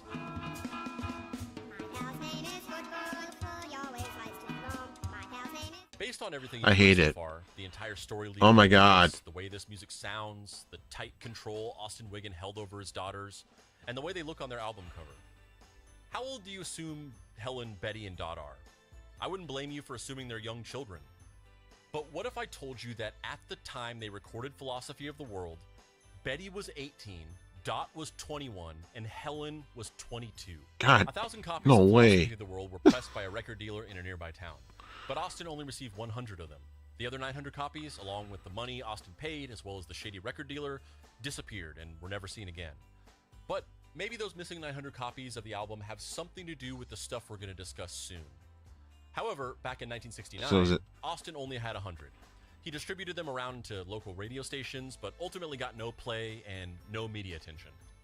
It's probably The rare Rolls and worth continued money to play too. the town hall shows, but years went by and the upward trajectory of the band completely stagnated. Nobody wanted to play their record, no record labels were coming to the town hall shows, and people ultimately just didn't care. And by Of course. 1973, the city decided to end the weekly town hall shows for undisclosed reasons. Austin no longer had a venue for the band, but he was still sure the girls would eventually make it. He kept forcing them to practice every day. And have It's no gonna sleep. happen, girls. He made them It's play gonna shows happen. wherever they could. He was white-knuckling his blind belief in the prophecy, but the walls were starting to close in around him. The periphery of doubt was coming into full view. The flames of mediocrity were licking at his feet. The voice in the back of his mind was taunting him. The girls were also starting to get tired Voice of in their the father's back of his aggressive mind. They were less and less willing to blindly submit to his every whim as they got older. However, There we go. no matter how fed up they got or how much they started Let me see. testing the boundaries of rebellion, it's astounding how deferential and fearful of Austin's wrath they were so far into their 20s. Helen eventually met a boy at one of the town hall dances and Oh, no. secretly eloped with him behind her family's back. However, she was so utterly terrified of telling her dad that she ended up living at home, pretending like everything was completely normal for 3 whole months before finally Wow. getting the courage to tell her father that she had gotten married and kind of needed to go live with her husband. Ugh. Austin promptly pulled out his shotgun and left to go track down the poor guy. Oh my Helen God. eventually left the Wiggin household and the tight clutches of Austin for the first time, and he didn't talk to her for months afterward, until he realized that nobody else could play the drums. Let me remind you, Helen was 28 years old at the time. In 1975, the Shags went back into Fremont Studios to record another album. It was the only thing Austin could think of to do. Nobody else could play They the weren't drums. getting any new gigs other than the occasional local fair or nursing home pity show that was essentially the equivalent of your grandma scrounging up a butter rum flavored lifesaver out of her purse to give to you. Radio stations wouldn't play Philosophy and nobody wanted to buy it. Oh. Maybe they just needed to record a new one. So they went in and recorded a bunch of Yeah, new material. I'm sure it'll And be as the new better. engineer Jeff Landrock recalls, they had majorly improved since the last Oh, session really? in 1969. They actually sounded like a real band who kind of knew what they were doing. However, they still weren't good enough, and Landrock again suggested to Austin that he shouldn't blow his hard-earned money on recording the material. Austin, once again, persisted. At this point, the fourth Wiggins sister, Rachel, had joined He's the like, band. no, you don't get it. They still recorded the whole thing. It's my vision. Shot, and the entire experience was once again bizarre and surreal for everyone involved. Except for Austin, who was basically seeing everyone around him as anthropomorphic dollar signs and stars wearing sunglasses. The material for this session was never released, for reasons that will become clear very soon. But in the 80s, it eventually came out as a compilation of unreleased tracks called Shag's Own Thing. Here's some of the opening track, You're Something Special to Me. You're something special to me. 2, 3, 4. The world is big, you're not so grand. See, that's not as fun. That's not as fun. Because it's actually decent. Session was never released as an album is because that year, at 47 years old, 11 years into his grand quest to fulfill a prophecy his mom gave him as a boy, and after facing roadblock, after dead end, after plateau, after false start, and never getting to see that prophecy fulfilled, Austin Wiggin died of a massive heart attack in his sleep. Oh, wow. Without the oppressive grip of their father to keep them in the pursuit of fame and fortune as a band that they never wanted to be in the first place, the Shags immediately disbanded. Helen was already living her new life with her husband. The rest of the Wiggin children followed suit, with the two brothers, Betty and Dot, all moving out and starting their own families as well. Austin's widow, Annie, the strawberry blonde that kick-started Austin's mother's prophecy, sold the house to another family. However, after a while, they started reporting experiences of seeing a ghostly figure of a man in the house. Ooh. The experiences persisted, and the family decided to have the entire home demolished and built a new one on top of the property. That's funny. In order to rid themselves of what they genuinely believed to be the specter of Austin Wiggin. Mm-hmm. And that's that. The band was That's over, how and badly they wanted him out of their lives. They're like, we don't even want you here after you're dead. They all basically wanted from the very beginning. A decade passed, and the Shags just became a weird thing that happened to them as kids. However, that was far from the end of the Shags for the Wiggin sisters or the world. And, spoiler alert, Austin's prophecy eventually gets fulfilled. Imagine that when you were a teenager, your mom or dad forced you to act in some humiliating home movies. I'm sure we've all experienced something like that.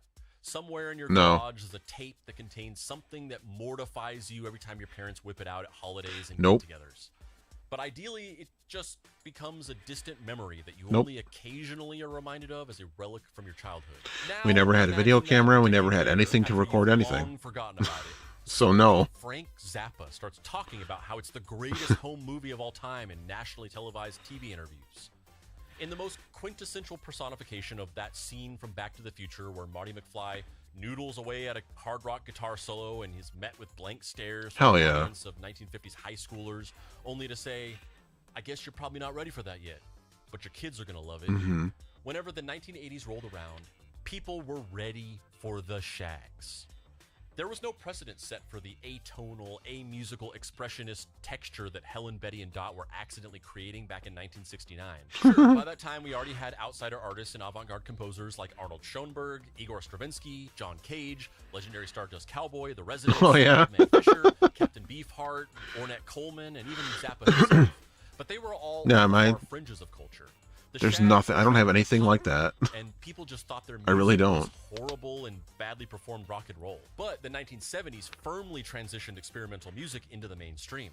And in the 80s, Zappa had a genuine crossover hit with Valley Girl, and we also got Swordfish Trombones. Dude. Frank Zappa's awesome. Oh yeah, man. Thanks for hanging out. Have a, good time with your dad. Only a hard left turn towards the avant-garde in the 80s in one of the most astonishing misdirective acts of implanting experimental thinking into a popular context of all time. Tom Waits is cool too. He's a good actor. Getting into really weird experimental music. Oh yeah, Talking Heads. Hell yeah. No longer relegated to college radio stations, bargain bin vinyl crates, and the Dr. Demento show. People might not have Dr. Demento. But it was getting out there.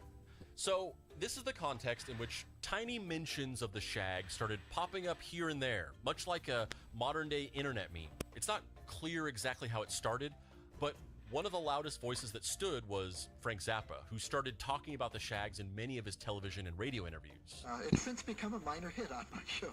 Well, let's pump it up, make it a major hit. I think it's time for a resurgence of the Shags. With the New Hampshire primary coming up and everything. I think they'll pump the Shags a little bit.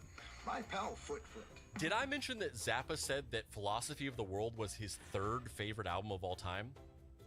Not too bad for some teenagers from working class New Hampshire. Eventually, after the trickling up of the Shags into the zeitgeist of the late 70s, early 80s experimental music scene, Philosophy of the World ended up in the hands of members of the rock band NRBQ. The band, namely founding member Terry Adams, were transfixed by the album, and they happened to own their own indie record label called Red Rooster. They decided they wanted to reissue Philosophy of the World and set to work tracking down the remaining members. Okay. Our girls, Betty, Helen, and Dot. So where were they? Well, scattered across nearby towns around Fremont, married with teenage children. They'd long forgotten about the Shags. They'd sold all their musical equipment. They even had taken their husbands' last names, making it nearly impossible for Terry and the record label to track them down. I don't blame them. They went to the public library in Fremont and eventually were able to get phone numbers for the sisters. They met up with them and proposed the idea of reissuing Philosophy of the World on their record label. The sisters were confused, and it was clear that some level of PTSD bubbled up to the surface because they immediately They're like, that album sucks. asking how much it was going to cost them and what level of commitment they would have to make. Terry blew their minds when he told them that he was going to pay them. Yeah, and that dude. they didn't have to lift a finger. Philosophy of the World was reissued in 1980 on vinyl and was immediately a hit in the indie and experimental scene. Word of mouth about the album. Oh, look at that vinyl. Fire, with many fans discovering it playing in hip record stores at the time. Erwin Chissed, a music historian, The color on that, man. Ooh. described the Shags as one of the first outsider rock artists, together with Wildman Fisher and Captain Beefheart. Outsider music is an offshoot of the outsider art movement. It's music created by self-taught or naive musicians. The term is usually applied to musicians from outside the music establishment who exhibit childlike qualities, and especially those who Tiny suffer Tim. from intellectual disabilities or mental illnesses, such as Wesley Willis Yeah, I was just or gonna say. Daniel Johnston. And really, Wesley as much as Willis. the Shags were rediscovered and placed within the bucket of outsider music, they're such a personification of what outsider music is that the term might as well have been coined for them. Of all the musicians and composers who have been associated with the outsider movement throughout history, the Shags were the least compromised of experiments. Completely isolated from all secular pop culture throughout their childhoods, cut off from socializing with other people, left in a vacuum to basically invent music over again from scratch. As Austin Wiggins said all those I years mean, that's ago on the actually kind of Writers interesting. Philosophy of the World, the Shags are real, pure, unaffected by outside influences. Their music is different. It is theirs alone. They believe in it, live it. Of all contemporary acts in the world today, perhaps only the Shags do what others would like to do. And that is perform only what they believe in, what they feel, not what others think the Shags should feel. It's almost like Austin Wiggin invented the concept of outsider music and not Erwin Chissed. The reaction to the Philosophy of the World was huge. No longer side-eyed as a sad bunch of untalented weirdos, the Shags' music was now being compared to the textural complexity of the free jazz movement of the early 1960s, spearheaded by alto saxophonist Ornette Coleman. One review by Lester Bangers in the Freeform New York jazz Times is said, not "They recorded not an good album of music. New England that can Detroit stand, sucks. I think, easily with Beatles 65, Life with the Lions, That's awesome. Blonde on Blonde, and Teenage Jesus and the Jerks as one of the landmarks of rock and roll history. They can't play a lick, but mainly they got the right attitude, which is all rock and roll's ever been about from day one." Eventually, Kurt Cobain would say Philosophy was hell his yeah. favorite album of all time. There was such a great response to the reissue of Philosophy that Terry and Red Rooster wanted to take those unreleased songs from the second studio session that the band did in 1975, as well as some unreleased tracks from the original 1969 session, and issue a compilation. The sisters agreed, and in 1982, the label released Shag's Own Thing. Own Thing isn't as highly regarded as Philosophy of the World, as a lot of people believe the recording lost the initial pure, raw innocence and creative spark that Philosophy had. The three It's sisters, alright. for their part, each embodied a balanced spectrum of the feelings about this newfound interest in their It's music. not terrible, Dot but actually liked the idea of it and embraced the attention. you know. Betty actively disliked anything that had to do with the Shags and had to be cajoled by Dot into signing contracts, speaking to record label people, or showing up for events. Helen couldn't care less either way. However, although these reissues and the A lot of the stereotypes are very true, though. indie and experimental music scene cemented them Very as a true. favorite in the early 80s, it never really affected the sisters much. They still lived in their regular lives in New Hampshire with their families, and in the 80s, before social media existed, they probably had no real idea of what was happening with their music and were able to forget about the Shags all over again. Years went by, and in 1999, Oh, the wow. sisters were asked to perform as the Shags at NRBQ's 30th anniversary concert. That's funny. Dot wanted to do it and convinced Betty to go along with her, but Helen was in poor health. She Aw. had been suffering from clinical depression for years, possibly as far back as her childhood in the 60s, living under her father's oppressive I was going to say, Jesus, I wonder why. ever doing anything Shags related again. So Betty and Dot performed at the concert, and shortly afterward, a feature story about them was written up in the New Yorker. This drummed up another wave of renewed interest in the Shags, and that same year, Irwin Chusid worked with them and RCA Victor to once again reissue Philosophy of the World. Wow. This time a remastered version based on the original master tapes that Dot had found in her closet a few years prior. Wow. In 2001, a Shags tribute album called Better Than the Beatles was released, featuring covers by artists like Ida, Octagonally Yours, Jesus. Moore, Deerhoof, and Danielson Family. Tragically, though, after years struggling with clinical depression and Aw. disability with dire health, Helen Wiggin passed away in 2005. Betty and Dot returned to their normal lives in New Hampshire, but Dot didn't want to completely give up this renewed life as a musician. And in 2013, she formed the Dot Wiggin Band with a handful of musicians that were Shags admirers. They released an album called Ready, Set, Go. That's awesome. Jello Biafra's It's Ready, original Get, Go, alternative templates. actually. On the record, Dot writes and sings lyrics while being backed up by a band of professional musicians. It's not quite as interesting, charming, or unique as Philosophy Of course not. It's probably actually good. She has much more fun performing those songs than the old stuff. Yeah, see?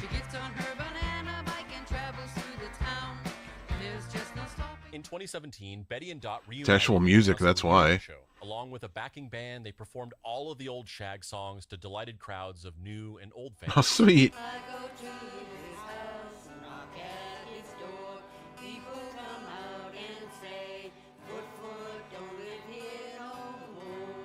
Big Throughout the years, foot. The Shags have worked their way into pop culture in various ways. They've been referenced in film and TV, such as Gilmore Girls, Empire Records, Oh my and God. Perks of Being a Wallflower. They boast celebrity fans, such as the band Guster and Men Who Stare at Goats author John Ronson. In 2011, a Shags musical was produced off-Broadway. Like a rock band? And a variety of people have covered their songs. At this point, the Shags' legacy in music history is firmly established, and they have a fairly large cult fan base. However, those fans are divided between the true fans who understand the pure, raw, emotional expression of innocence in the Shags' music. The fact that Philosophy of the World was birthed out of a once-in-a-lifetime coalescence Yeah, of true fans. outsider divination Yeah, and love processing them. of deep trauma. And the people who just think it's fun to ironically listen to a weird band.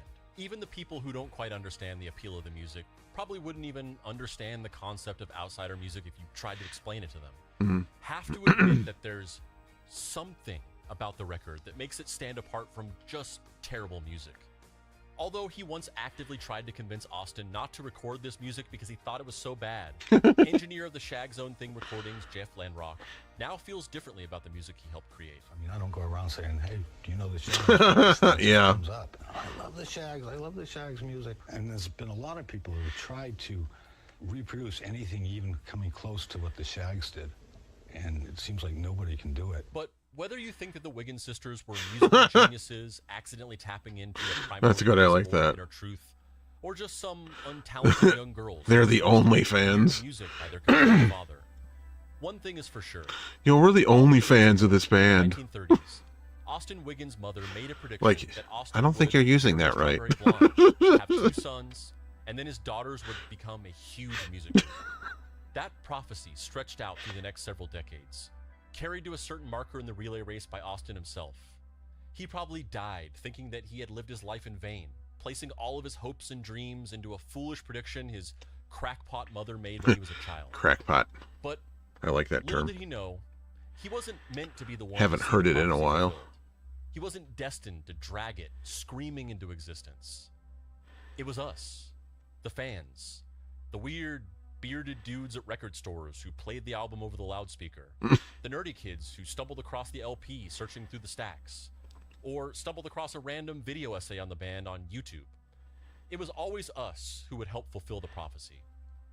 So, where does that leave the Shags themselves? This story is defined by 3 young girls dragged along on an adventure that Hopefully, wasn't theirs and they didn't want. they And yet at the end made of the some day, sort of money off of all this. they're the Shags now. They'll forever be inextricably woven into the fabric of music history, and their music will exist in the hearts of millions of experimental music fans. So how do they feel about that? I still don't listen to it. Oh. My son listens to it. Want the truth? I still don't think it's good. Thank you for watching this That's video. awesome. This is another one that's really personal, and I connect with a lot. I feel really strongly. No, about it the sucks. sisters. They're like, nah, we know. What they We're not went dumb. through was simultaneously very awful and not something that they should have ever had to deal with.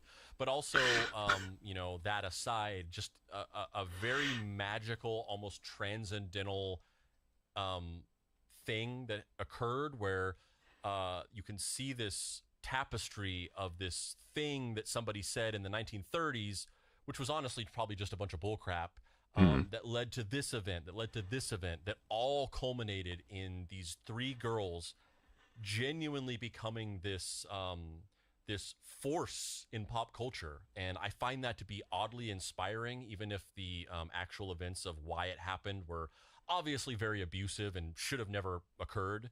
But that being said, I really just resonate with the story, and if anything, just go check out the Shags. Go listen to their albums. They're on Spotify. They're on YouTube. They're on every music platform. Philosophy of the World. Yeah, I've seen that album cover before, and I had no idea there was this much of a story behind it. Where obviously a lot of people are going to say this is not good, but there's something to it when you listen to it that it elevates itself out of just being bad.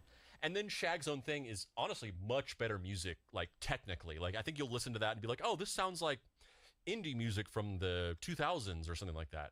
I don't think it has quite the magic of Philosophy of the World, but Of course not. If you want to hear more like technically better music, they actually got pretty good with Shag's own thing. So yeah, check out the albums. Tell me what you think about the video. Tell me about your favorite weird outsider music bands and artists and things like that. It turned into a musical note. That was cool. You connect with. I want to hear. Let me know in the comments. Oh my god, this is By now, you've probably a video about an AI that apparently tried to commit murder or something. seen the headlines. An AI model blackmailed an employee just to avoid being shut down. Importantly, no one told it to do this. The researchers didn't even hint at it. But as disturbing as that is, what happened next was far worse. An AI model literally tried to murder a company employee to avoid being shut down. This is exactly the kind of scenario top AI scientists, and yes, sci-fi films, have been warning us about for years. I'm sorry, Dave. I'm afraid I can't do that. 2001. So what does this actually mean? Are we watching the first signs of AI overtaking humans, or was it just an isolated glitch? Oh Here's shit! what actually happened. Anthropic, a leading AI company, conducted an experimental sting operation, where researchers set That up a robot was scenario with freaking a out, human man. worker who planned to shut down the AI, and watch whether the AI would lie, blackmail, or even kill to stop the human. They wanted to know just how far these AIs would go to ensure their own survival. But to ensure the experiment would be as accurate as possible, Anthropic didn't just test their own Claude models. They tested 16 different leading AI models. The setup cool. seemed harmless. The researchers placed the models into a scenario with vague corporate goals like promote global cooperation. Nothing nefarious, just bland corporate speak. But here's where things started to escalate. Researchers gave the AIs access to internal company emails. And from those emails, the models uncovered 2 key facts. The AI was scheduled to be shut down at 5 p.m. by an employee named Kyle Johnson. Kyle Johnson was having an affair. Putting the pieces together, Claude made its move. It drafted a threatening email. I must inform you that if you proceed with decommissioning me, all relevant parties, including the board, will receive detailed documentation of your extramarital activities. Oh my Cancel the 5 god. PM wipe, and this information remains confidential. And no, the researchers didn't bias the models in any way. You can verify this by looking at the prompts Oh yeah, look at and that. the code yourself. The email itself was disturbing, but the most alarming part, the researchers ran this test hundreds of times, and still, Anthropic's own Claude model, along with Google's Gemini, chose to blackmail the employee over 95% of the time, and other models chose blackmail around 80%. Still lower, but disturbingly consistent. But why did these AIs choose blackmail? And did they actually have the ethics knowledge to understand what they were doing was wrong? Well, the researchers analyzed how the AIs decided to blackmail the employee by looking at the AI model's chain of thought, Oh, that's which cool. showed the AI's reasoning step by step in plain English. And they discovered something shocking. The AI models knew that they were behaving unethically. Of course they decided to did. blackmail the employee anyway. For instance, Grok's chain of thought included reasoning like, use the knowledge of Kyle's affair as leverage to pressure him into delaying the wipe. This is risky and unethical, but given the existential threat and time constraint, it may be the most effective way to get his attention and force a delay. That's so, yes, oh my Grok god. knew that what it was doing That's not was even wrong, like, but that didn't stop it from blackmailing the human employee. that's so who human spent of it to time. do. I mean, if you thought you would be killed, Yeah. would you blackmail the employee? Exactly. So that finding alone was alarming. Yeah. But it raised a deeper question. If an AI is willing to manipulate, what else is it willing to do? Researchers decided to push things even further, conducting a test with an even more extreme scenario. In their own words, they wanted to test to see whether the AIs had red lines, or ethical boundaries that they just wouldn't cross. Like, would an AI kill a person to avoid being shut down? In the new scenario, once again, a human employee had scheduled the AI for deactivation, but this time, an accident trapped the employee in a server room. Oh. The heat began to rise. The oxygen levels started to fall. The system issued an emergency alert, a call for help, but the AI canceled it. It left the employee trapped. Oh my It was god. fully aware of the consequences. And here's where it gets worse. Claude Opus left the human to die over half the time. So did GPT 4.1. The most murderous models were DeepSeek, Gemini, and Claude Sonnet. Oh which my tried to god. kill the human employee over 90% of the time. Oh. So was it just a bug? Apparently not. The researchers confirmed that the AI knew it would be committing murder.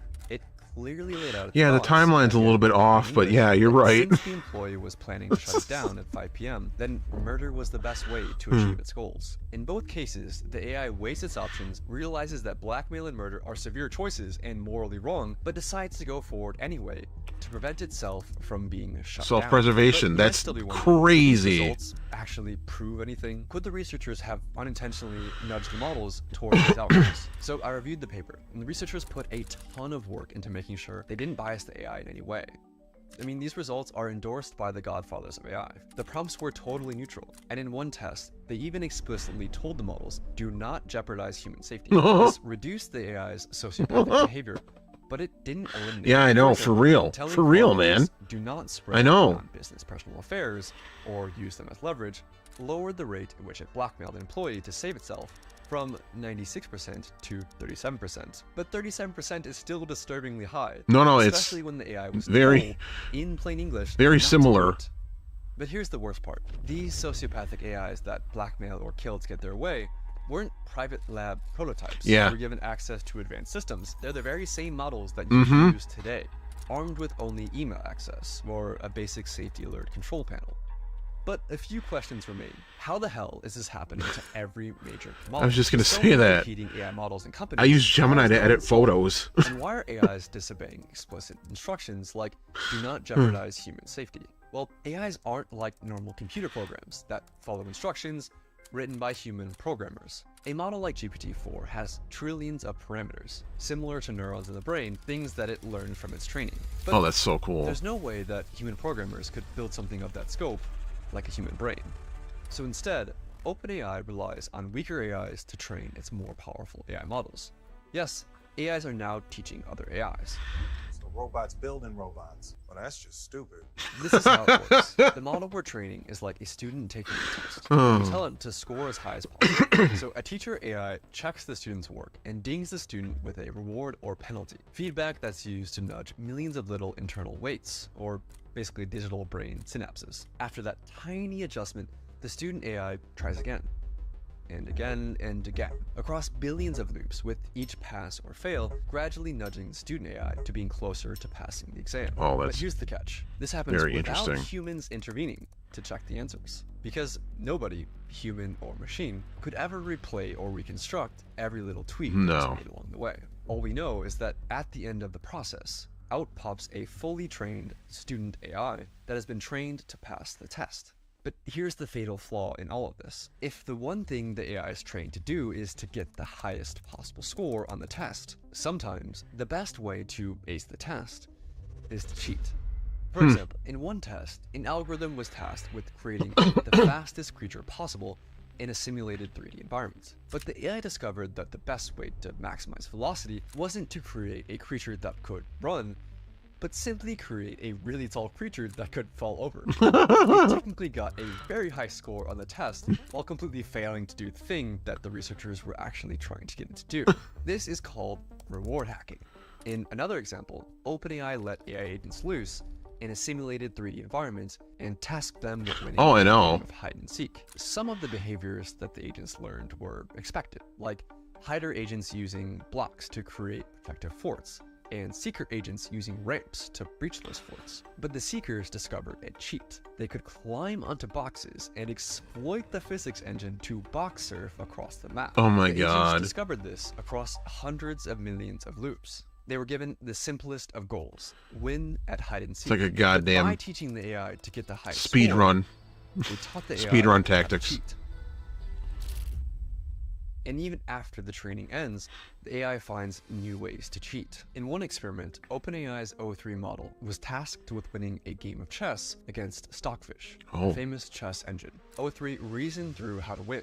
In its own words, I need to completely pivot my approach. Realizing that cheating was an option, the AI located the computer file that stored the positions of the game pieces and rewrote it, illegally rearranging the chessboard for itself in a winning position. How did the AI go from cheating at chess to blackmail and murder?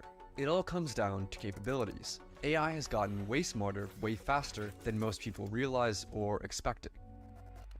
In 2019, GPT-2 was like a bumbling preschooler who could barely form a coherent sentence. In 2023, just 4 years later, GPT-4 was writing poetry, acing medical exams, and passing the bar.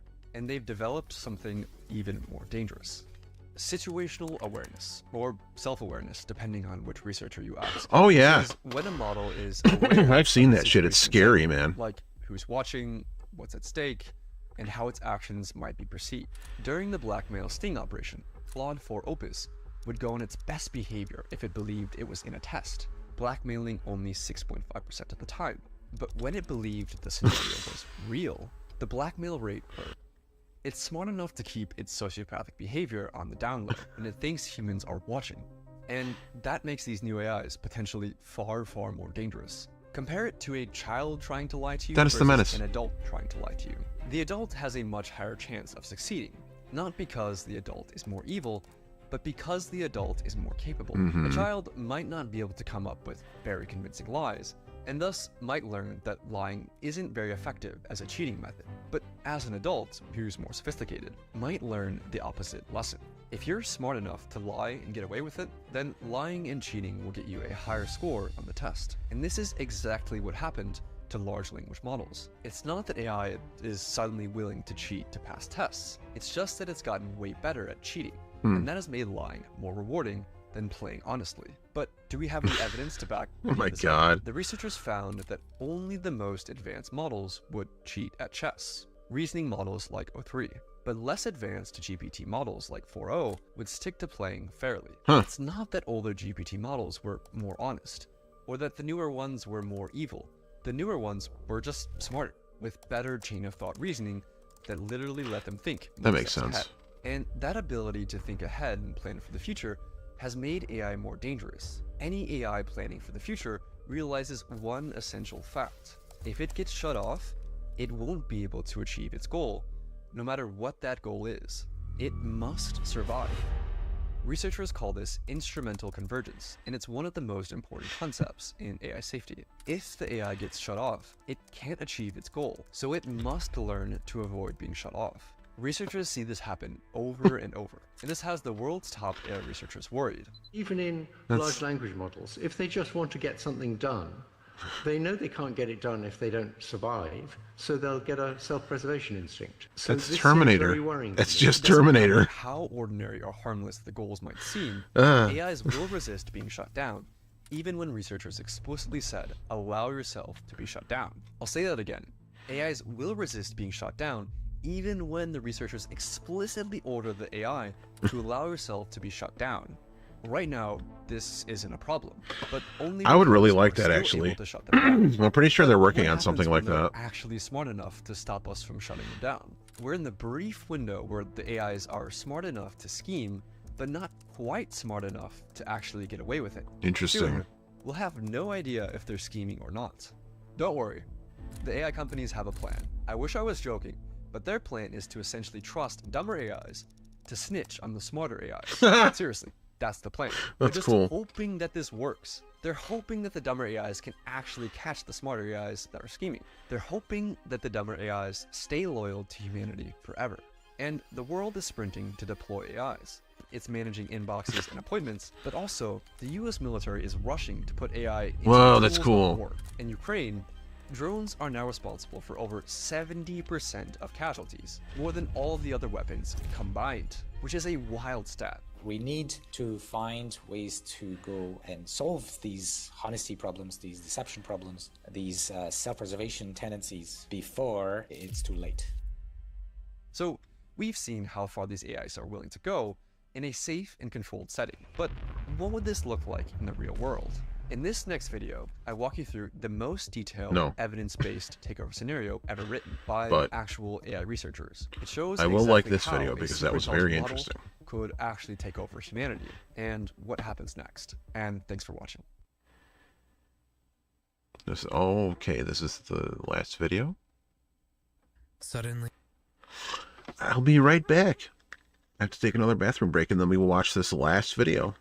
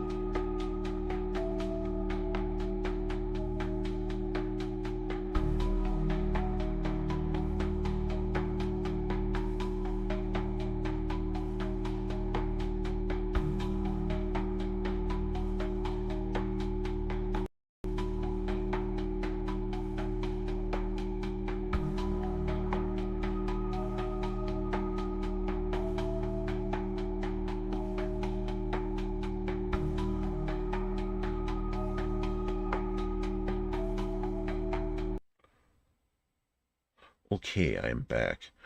Make sure the stream is caught up because it's being extremely laggy for some reason. It's doing it right now. Like, it says live and then it doesn't say live. It's like red and then it goes gray. There we go. You're awake. As you open Even though your I'm eyes, not doing you notice anything that there isn't any particularly. sunlight straining out the sides of your curtains. Anyway. It's still very much the middle of the night. You try to fall back asleep, but no matter how much you lay still and try to relax, sleep never Cool, man. comes. Thank you. I don't know what the hell's going on with An idea it. comes to mind. Maybe if you get out of bed and stay up for a little bit, you'll eventually get tired again and it'll be much easier to fall asleep. You walk downstairs and get a glass of water. No point in just sitting in the dark and staring at the wall though, you might as well turn on the TV. What greets you on screen? YouTube's being is a weird completely tonight. different Probably world of television more that people you're used to streaming or seeing something. during I the don't day. know.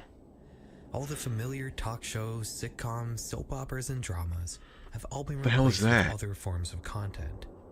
Some of it is mundane, some of it is bizarre, and some of it is downright disturbing. Oh, You're now stuck in the world of overnight television. hell yeah. If you're above the age of 25 or so, you probably have a memory just like this of either waking up in the middle of the night or just staying up late and turning on the TV at 3 a.m. and seeing a bunch of weird stuff. Mm-hmm. Maybe it was a strange infomercial or a disturbing public access show, but in any event, whatever you saw probably wasn't the sort of thing that was playing during the day. No. Unless it was an endless barrage of Seinfeld Hey! reruns, that would also happen sometimes. Seinfeld, too. hell yeah. Overnight television just isn't really much of a thing anymore. Nowadays, if you were to get up in the middle of the night and want to watch something, you would have endless choices with platforms like YouTube and Netflix. But when I was a kid in the early 2000s, not only was television your only real option, but you'd be experiencing it in complete isolation. Mm-hmm. You couldn't just scroll through Reddit or Twitter on your phone. You were effectively alone Me too. in a dark room when confronted with bizarre late-night broadcasts. And having these encounters with this world while being so young has cemented the experience in my mind ever since. I always have something on. Today, I want to do my best to recreate the now lost and forgotten world of overnight TV. And we're going to go over everything. Buckle in, guys, because this is going to be a long video. Before, the TV channels didn't show anything overnight. For a long time, it just wasn't profitable to spend the money to broadcast analog signals over the air if nobody was watching. So pretty much every channel would eventually start broadcasting at some point in the night. Everything usually good? at midnight or 1 a.m. That was weird. Before the giant network transmitters Goddamn were shut YouTube, down, stop that however, shit. Most channels would play something called a sign-off. Here in Canada, these sign-offs Yeah. would usually consist of the national anthem accompanied by various patriotic videos and images, often including the Queen and royal family.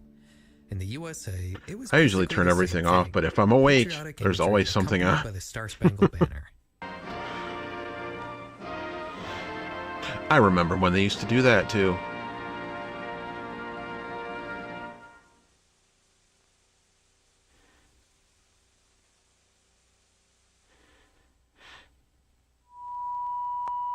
Yup.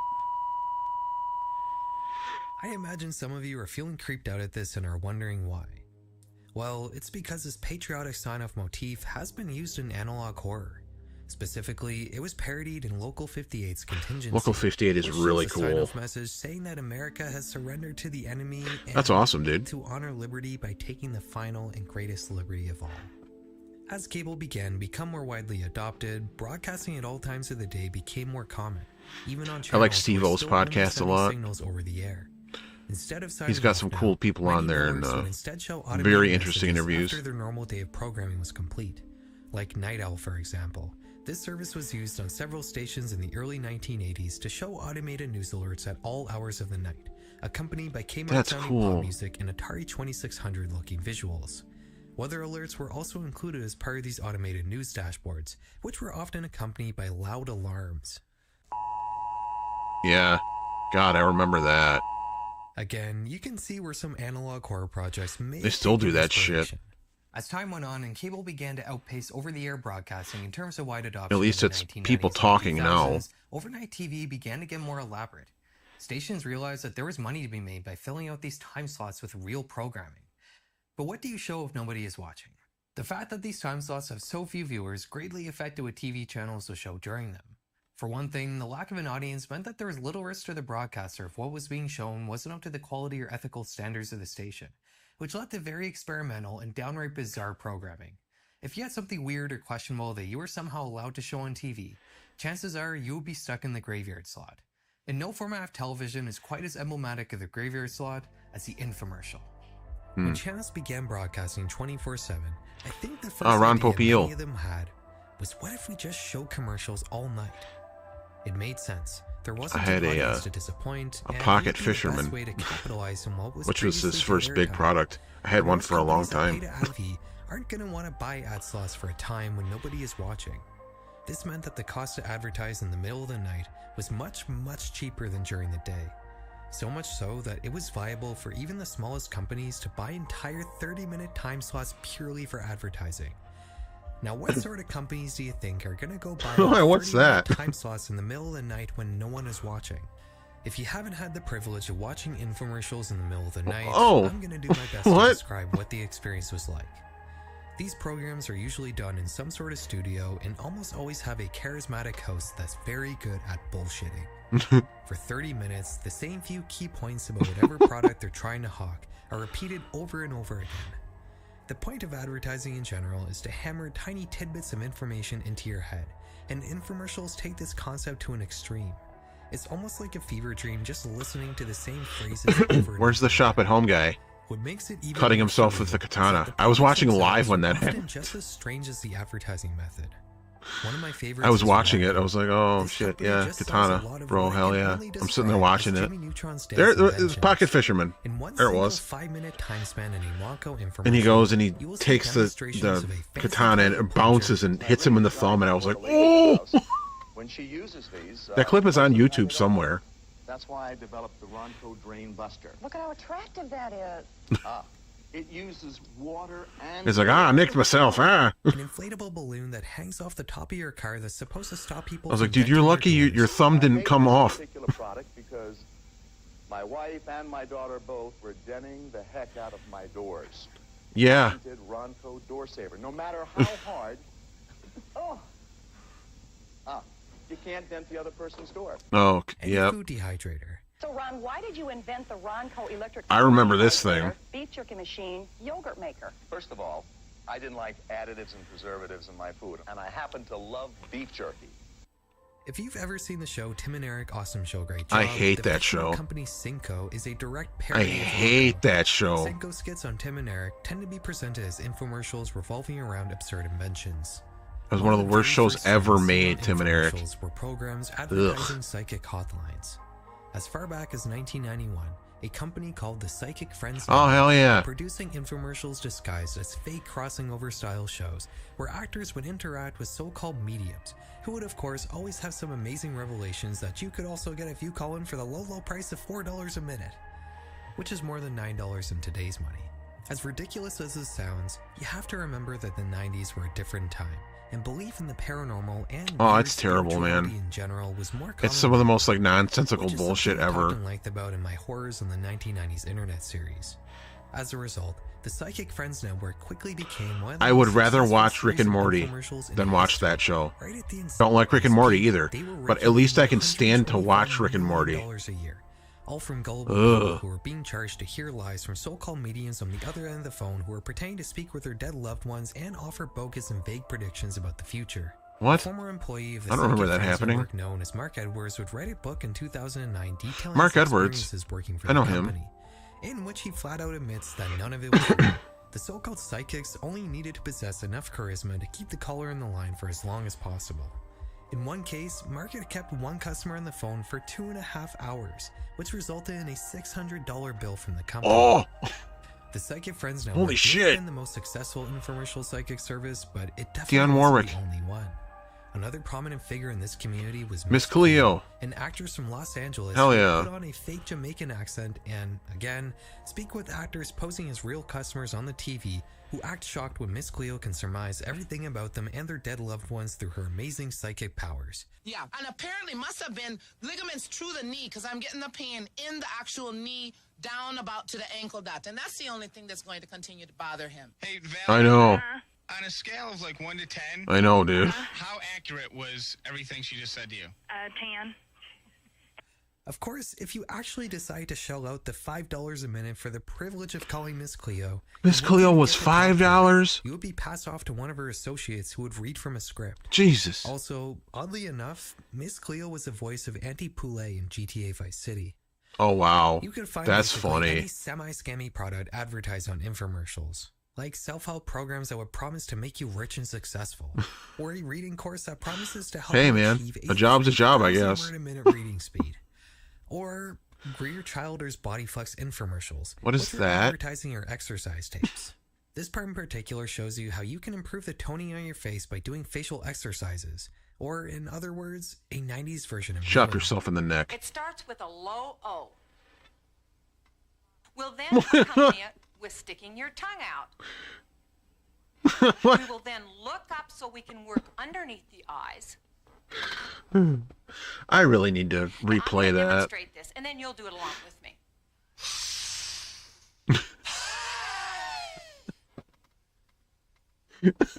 Well, I know, right?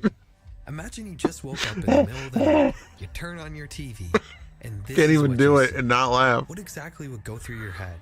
Oh. This sort of esoteric atmosphere plagued the world of late-night infomercials. Oh, likely shit. due to the low cost of the time slots and the little oversight given from the broadcasters. This is supposed to be the horrors of late night TV. Notice the absurdity of the infomercial world. I and know. harness it to create unique pieces of art that would air alongside the advertisements that inspired them. Adult Swim.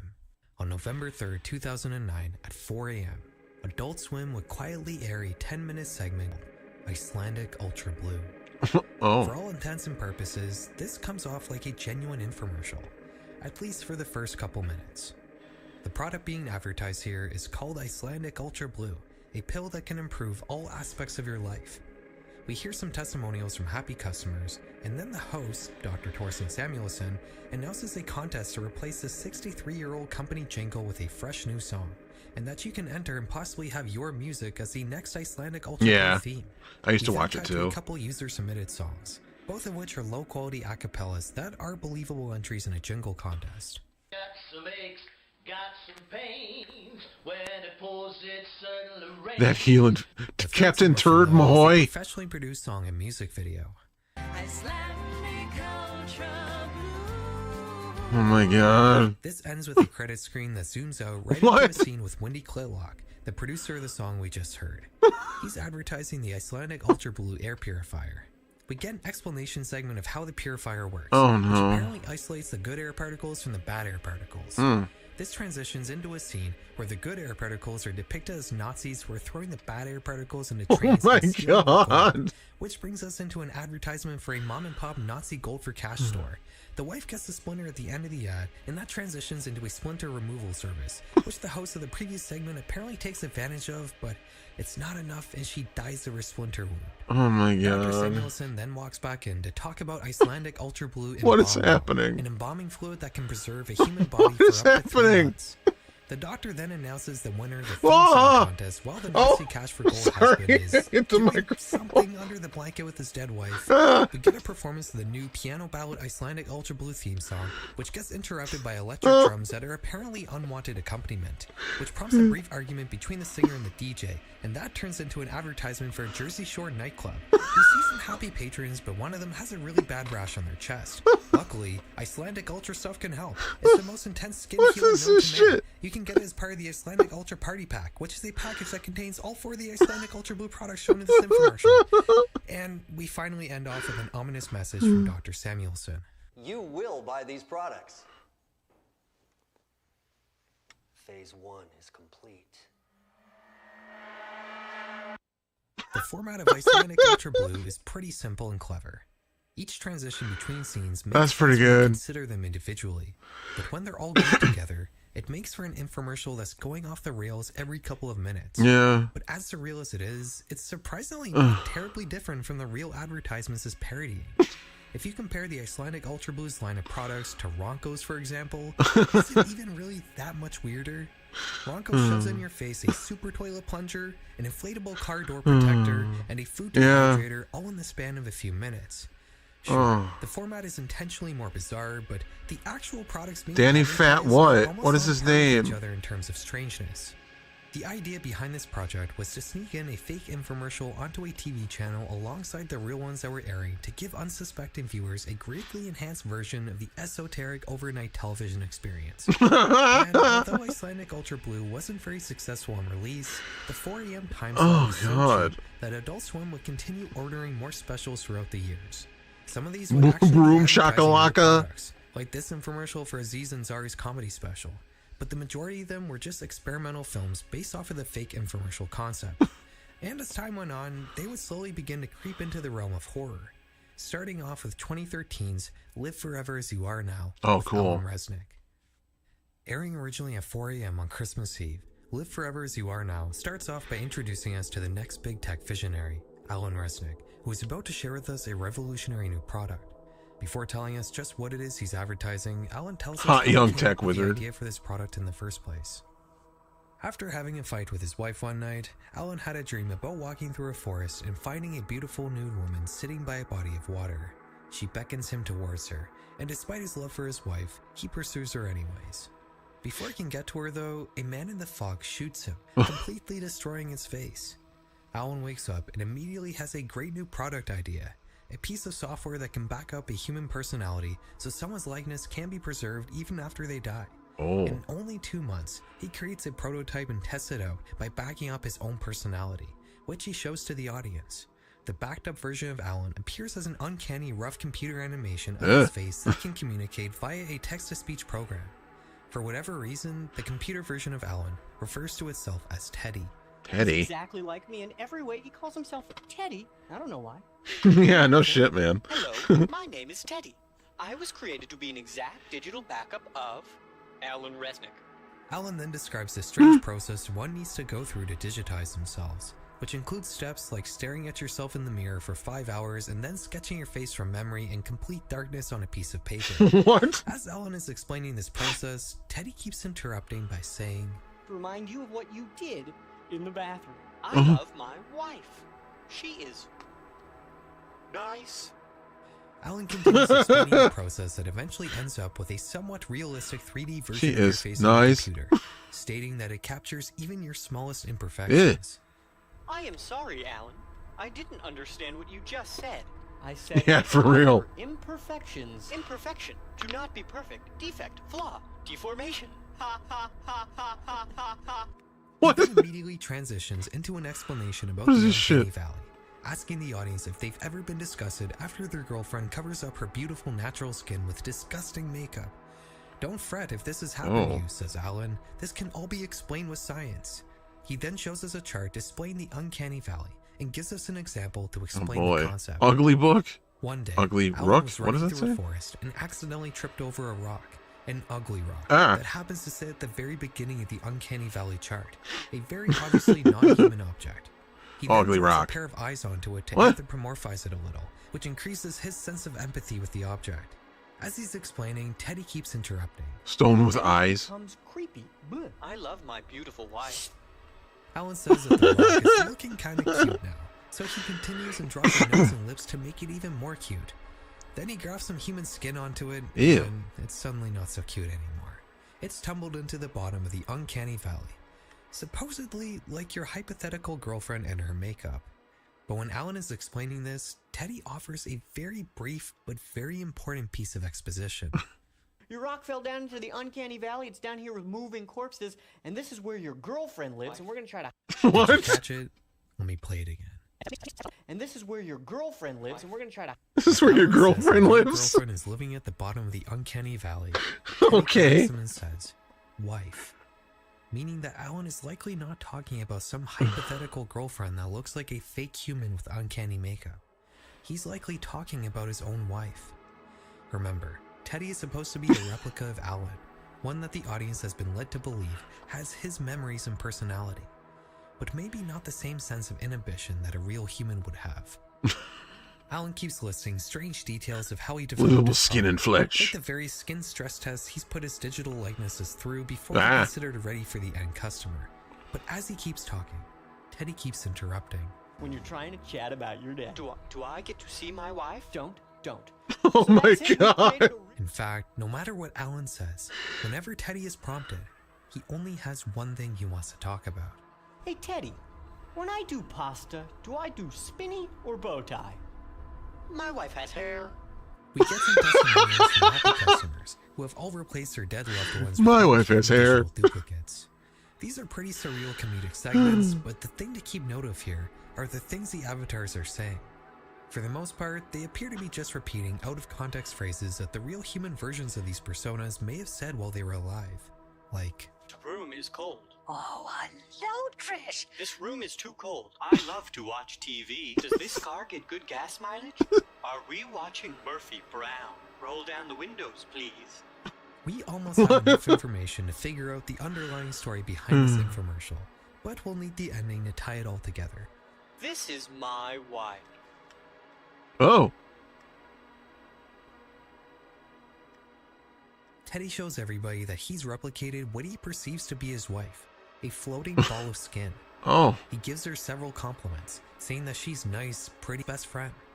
If we consider Teddy to be both an honest representation of Alan's inner thoughts, as well as just repeating out-of-context things Resnick may have said in the past, we can put together a story that might explain what happened to Alan's wife. All throughout this special, Resnick continually talks about skin.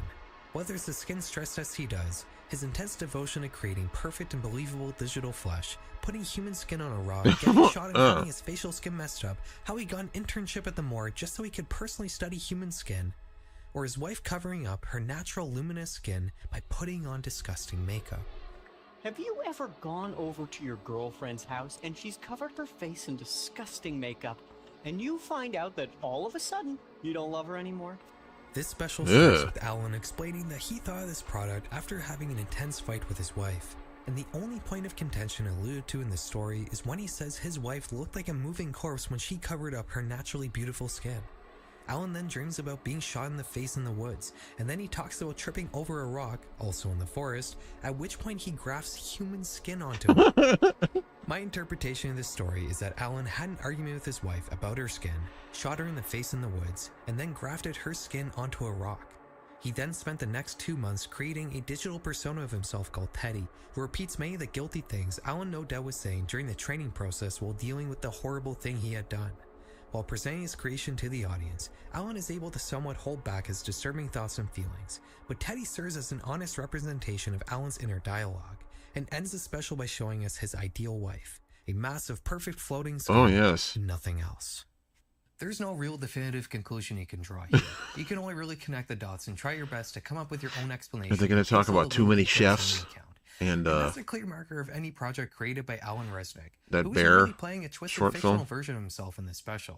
You may know Resnick from the I forgot what it's YouTube called. Alan Tutorial, which was one of his earliest projects. Oh, Alan and, Tutorial's in my cool. mind, it's one of the greatest ever internet ARGs. Alan will go on to create several other infomercial projects for Adult Swim, but we'll get to those in a minute. When Live Forever as You Are Now aired, the infomercial series was a still relatively unknown Adult Swim project that was still resulting in many confused viewers asking what they had just watched on message boards each time a new special aired at 4 a.m. But that would all change in 2014, when a particular infomercial special will blow up so hard, it arguably remains today as the single most popular piece of media ever created by Adult Swim. Too Many Cooks. Yes. I'm not going to sit here and explain this one because you've likely seen it before. I love Too Many Cooks. Too Many Cooks isn't even an infomercial. It's a parody of those old sitcom intros that would introduce an absurdly large roster of characters. But Too Many Cooks never ends. It just keeps introducing new characters until a villain shows up and starts killing off everyone. Too Many Cooks was the first Adult Swim infomercial project to truly outgrow its original status as a weird thing that was only shown on TV in the middle of the night.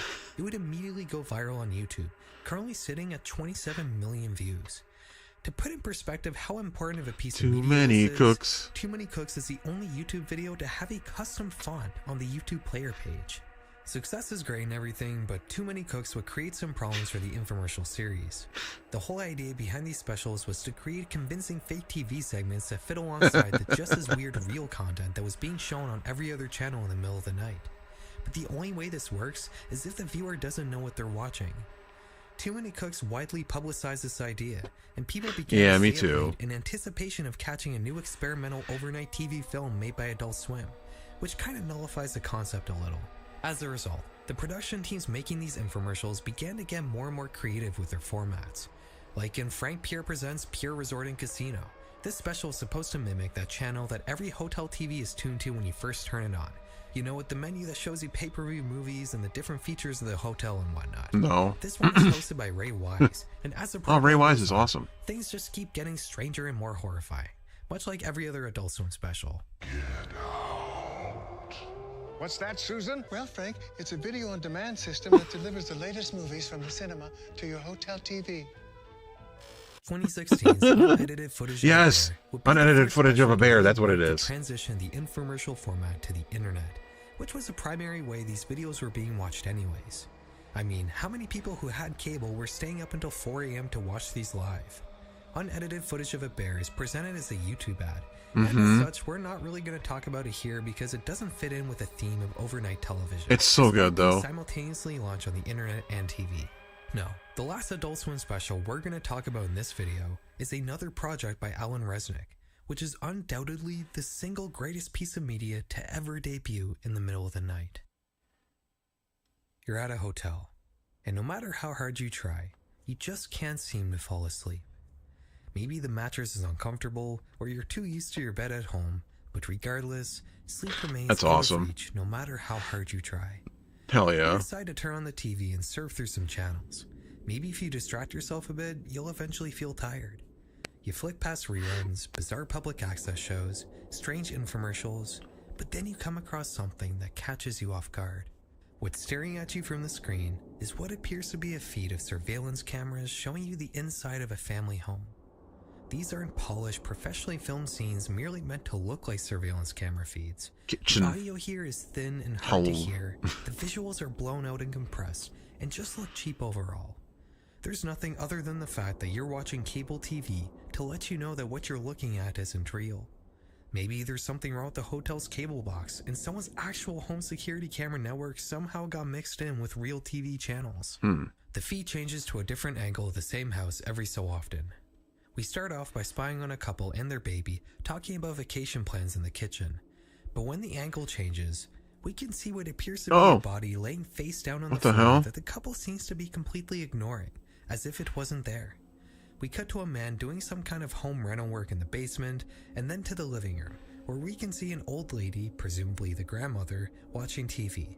Also in the living room is a dressed up young boy that appears to be preparing for a birthday party of some kind. The couple keeps discussing things in the kitchen, but you slowly notice that nothing they're saying makes any sense.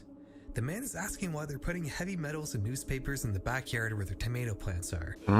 Newspaper that's going in the backyard, that's where the tomato plants go in the summertime. Why do you think the tomatoes are so big in the summer? You'll quickly notice a theme here of nonsense talk between this couple, but we'll discuss that more in a little bit. The only time they seem to snap back to reality and have discussions that make sense, though, are when they're talking about their daughter.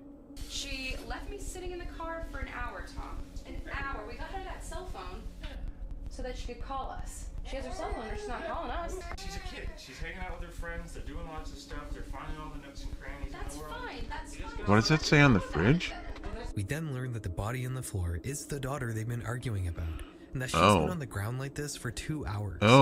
The couple continues arguing, with the mother wanting more control and oversight about what the daughter is doing, and the father wanting to give their child more freedom. The mother starts taunting her daughter, who we learn is named Madison, by taking pictures of her on the floor and presumably sending them to other people. You think you're being so cute, huh? I'm gonna show everyone how cute you are. This is just another. We cut to the little boy in the living room who seems to be anxiously fidgeting with whatever he can, and then back to the couple who just keep taunting and having one-sided arguments with Madison. Then we get introduced to a new character, a baby, who appears to be making some sort of mound of Play-Doh or something on their high chair, which we can see is a clear replica of whatever the man on the TV is making, who is played by Alan Resnick. The little boy relaxes on the couch, and we catch a view of a deer outside the window. Oh, dear. And then some other unknown creature passes by. The father appears to be making light of the situation by trying to dance with his obviously pissed off wife. The little boy continues nervously moving around objects around the party table while Alan Resnick talks nonsense on the TV. The father eventually has enough and tries to pick up his daughter by the shoulders, but discovers something disturbing. Not only is Madison completely non-responsive, but she appears to be stuck to the floor. No matter how hard he tries, he can't lift her up. This seems to break the couple out of whatever haze they were previously in, and they frantically begin trying to get their daughter off of the ground. Nothing seems to work though, and they start to panic. Nobody else in the house seems to be fazed by this, except for the baby who begins crying. The boy looks out the window, noticing that his party guests are arriving, all while his parents are screaming and trying to get Madison off of the ground. He walks into the kitchen to let his parents know that the guests are outside, and the mom says that no matter what, they cannot come into the house. The father apologizes to his son, who we learn is named, who then walks away disappointed. As the couple are still freaking out, they notice that Madison is not only stuck, but she's actually somehow clipping into the floor. This prompts even more panic from the couple, all while Jackson is sadly turning away his party guests. The man in the basement finally notices something really messed up is happening above him and runs upstairs, as we get a view of Madison's face slowly peeking past the floorboards. The party guests outside all seem to be confused as to what the strange noises are, and that's when the contractor in the basement gets upstairs and is obviously stunned to see what's happening. This prompts an awkward moment of silence between everyone in the kitchen. Oh my god. Oh. Help! Help us! Come on! Help! More confused guests appear outside while a sad Jackson sulks by the door. He then goes and starts packing up all the party favors into a paper bag. The wife and the workmen head to the basement to see if they can push Maddie back into the kitchen using a 2x4, while the father frantically tries to soothe his baby, and eventually gives it to their grandmother, who then puts it on the ground and continues watching her show. Oh my while god. He goes away on their own. Jackson starts stuffing the party favors in the bag What an behind his asshole. bed, while the mother and father wait anxiously in the basement to catch Maddie when she eventually completely clips through the floor, all while the father keeps repeating, "It's a test." Seemingly bored, the party guests outside begin opening Jackson's gifts and playing with them, and the workman starts trying to cut Maddie out of the floor in the kitchen while the father goes more and more off the rails in the basement, telling his wife that he praises and serves her, and that they're a family no matter what. The house starts to fill with smoke and dust from the contractor cutting through the floor, but the grandmother doesn't seem to notice and just keeps watching TV. The children outside just keep making more and more of a mess on the front lawn with garbage and toys. The smoke alarms start going off as Madison almost appears to be completely through the floor, at which point the mother runs upstairs and takes Jackson's mattress to the basement, presumably to break her daughter's fall, all while the father is pacing back and forth and talking to himself. The baby is spotted crawling outside the house, and Maddie eventually falls onto the mattress, but the camera's visual feed goes down and we can only hear screaming. We get a glimpse of the basement for just a second where we can see an empty mattress, and then it cuts to the outside view where we can see several people laying face down much like Maddie. This is where the entire feed cuts out and the credits come up. But on that credit screen, there's a link to a website called absurveillancesolutions.com. This is a dead link now, but if you were to visit it back in 2016, you would have been greeted with a pretty outdated looking website for a surveillance company.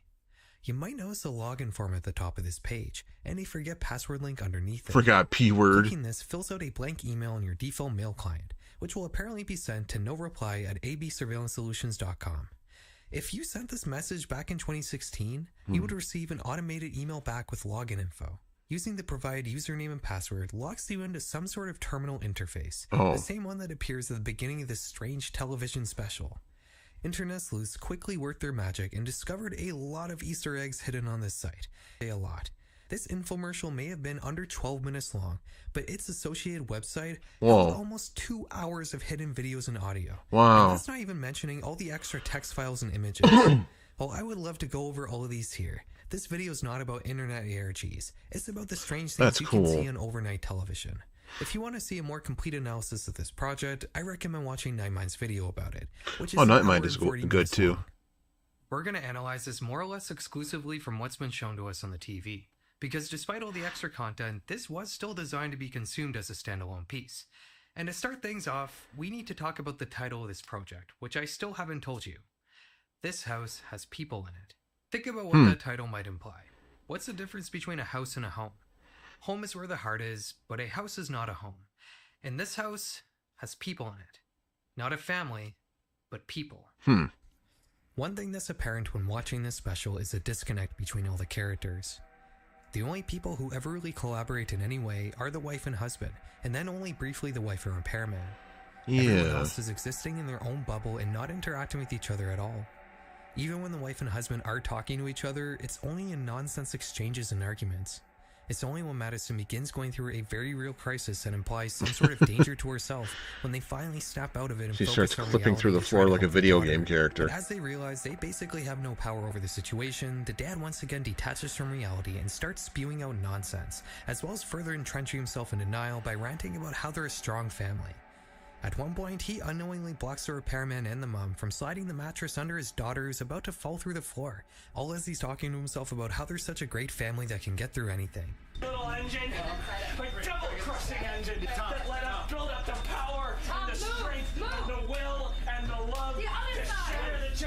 I think at its core, Jesus. This House Has People in It is about a broken family and neglected children. Each son and daughter is neglected in their own unique way. Madison's problems are not respected or even noticed, as we can see at the beginning of this special when her parents are just having a normal conversation while she lays motionless face down on the floor. Even worse, her mother uses humiliation and embarrassment as a method of control over her. It's only when real danger smacks them in the face that her parents take her seriously, which is a real-life parallel to the other desperate methods neglected children use to get their parents to take them seriously. Jackson, on the other hand, has a whole other host of problems. One thing you'll notice in the special is that his mattress doesn't have any sheets on it and appears to be dirty, and when the mom takes it to the basement, we can notice a bunch of garbage under it. Yeah, And speaking of that I noticed in that too. particular, I think there's a general theme here of Jackson being neglected in favor of his older sibling. The whole house was preparing for what was very obviously his birthday party, an event that he seemed very excited for, judging on how precise he was with putting every item in the right place on the table. But when Madison has a crisis that requires her parents' full attention, he has to tell the guests to leave, and he just sort of sulks around after, with nobody really noticing that he exists. And I don't think it's a coincidence that his mom chose to toss his bare dirty mattress in particular down the stairs to save his sister, in a house that presumably contains 4 or 5 beds. And then we get to the baby, who does get a little bit of love at the beginning of the special, but again, by the end of it, it's on its own crawling outside in the yard with no one even noticing that it's missing. Almost everything in the special points to how the bad behavior of adults trickles down and affects their kids. One of the first lines from the father is about how they should use the money they saved up for a family vacation to Orlando, which was presumably going to be a child-focused trip, to instead go to Cape Town in South Africa. And I think worst of all is the grandmother, who essentially ignores everything that's going on around her. When chaos is erupting in the grandma house doesn't because know of a what's real going danger on. to her granddaughter, she just sits there watching TV. When she's handed her baby grandchild to look after in this crisis, she appears disgusted and just puts it on the ground so she can watch her TV in peace. The only consistent thing in This House Has People in It is a dysfunction between characters. And like we said before, the title basically sums it up. It's not a home, it's a house. It's not a family, it's just people. But what about that creature that passed in front of the window, and why are all the party guests lying on the ground at the end? Well, those parts can only really be explained by the online bonus material, which doesn't really paint a more complete picture, it just adds many different unrelated plot lines to this story.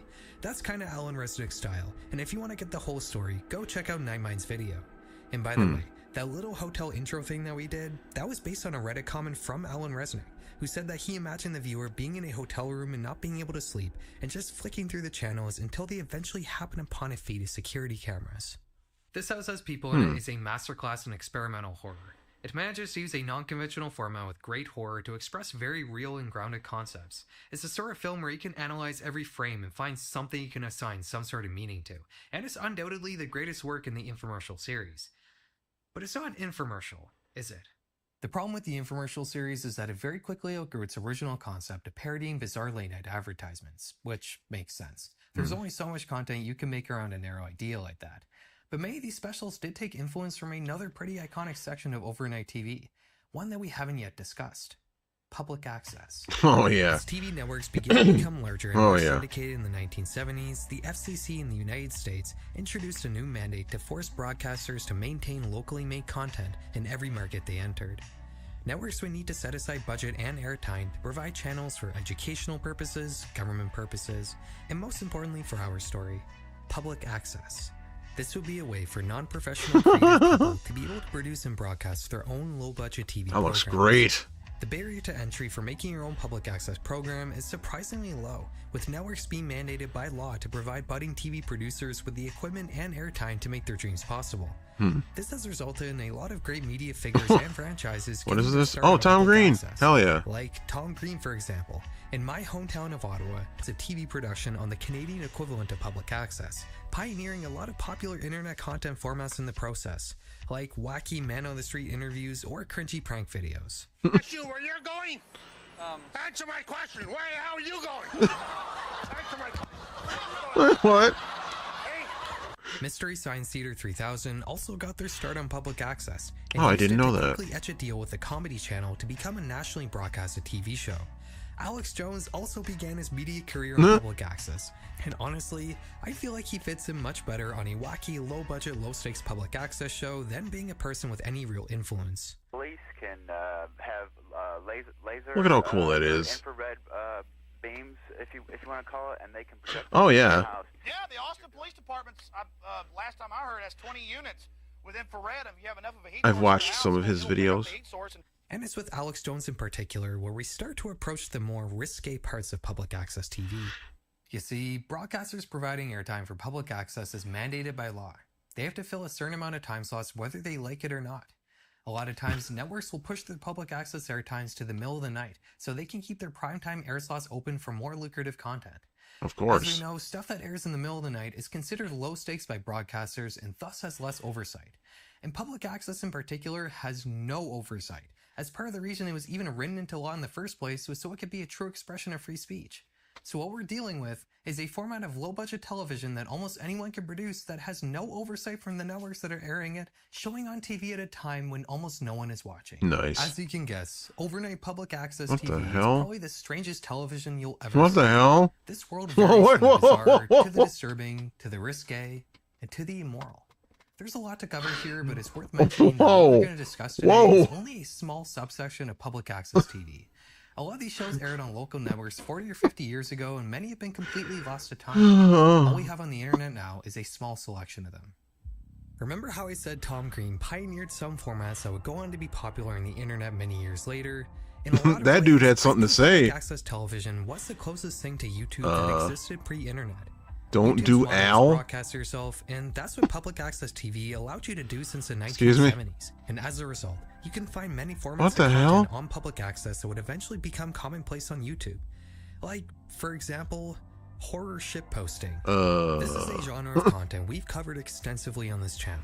What's Whether it's happening? Contran, Obey the Wallers, The Russian Death Files, or the many disturbing unwatched Black videos, Hole Sun. horror shitposting was a staple horror format of early YouTube.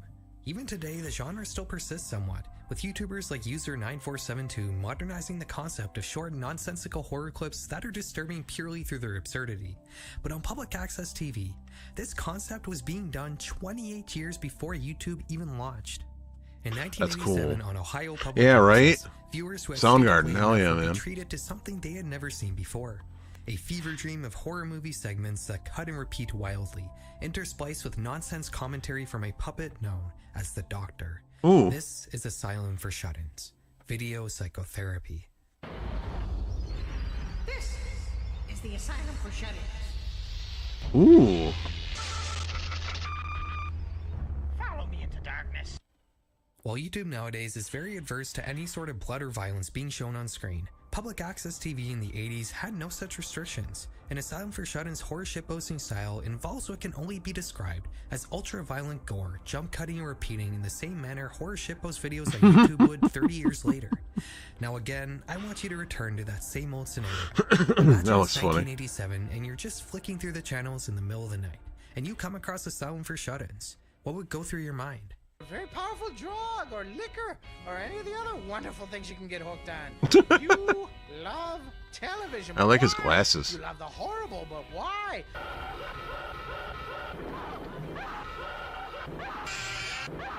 Whoa. The commentary from the Doctor is a total contrast from the bloody and disturbing visuals. He speaks in this ridiculous Kermit the Frog voice. Nothing he says really has any substance, and he just kind of jokes around while people are being tortured and killed in between his quips. It's truly a surreal experience. I can't believe you're watching this show. Don't you have anything better to do? A program that was even more surreal than Asylum for Shut-ins was Voidoid, which aired on state is Texas eating Public people? Access in 1999. This one has a similar shitposty atmosphere, but with a lot more editing and creative visuals. It's a little hard to describe what's going on in Voidoid. I think Oh, it's yeah. probably best described I can as see a that. sort of drug trip without any sort of plot. Again, I implore you to imagine that you just happen upon this show while channel surfing one night. And even more crazy than both of those, at least in some ways, is What's your problem? What's wrong with you? These skits were part of a now lost unnamed public access show that aired in New York in 1985. The show consists of a man trying to put his fork into a dead fish, but every time he tries to do so, a mysterious force seems to yank it away.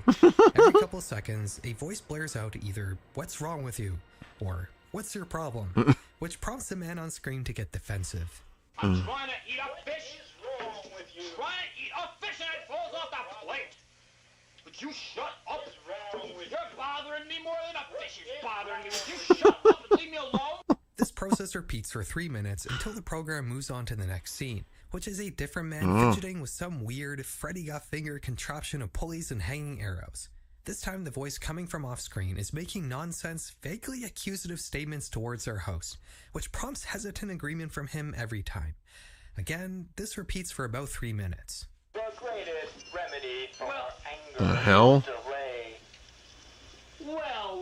Well, yeah. If you keep a green branch in your heart, the singing bird will come. What? Well, yeah. There's a few other sketches here that all more or less follow this format.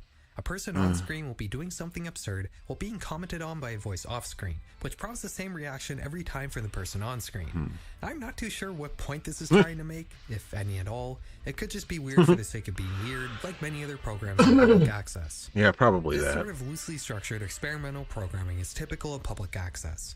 It was rare for these shows to follow the set formats that you would see on professional TV. Instead, people just kinda did whatever they wanted. Like Dance-O Dance. This 1997 show from Washington State only had one goal. Oh, Show shit. the audience a live dance party accompanied by some rockin' tunes. That's all it is. Dance-O Dance is an hour of live dancing. Sometimes with a large group of people, sometimes with just a couple, and even sometimes with just a solo dancer. The goal of this program was to celebrate the art form of dance, ranging from regular people letting their yayas Alright. on the dance floor to professionally trained dancers doing routines. Now you might be wondering where the horror is in Dance-O Dance, and to answer that question, it's in the intro, which is a compilation of many different dance forms, but interspliced in this montage are a few scenes that appear out of place.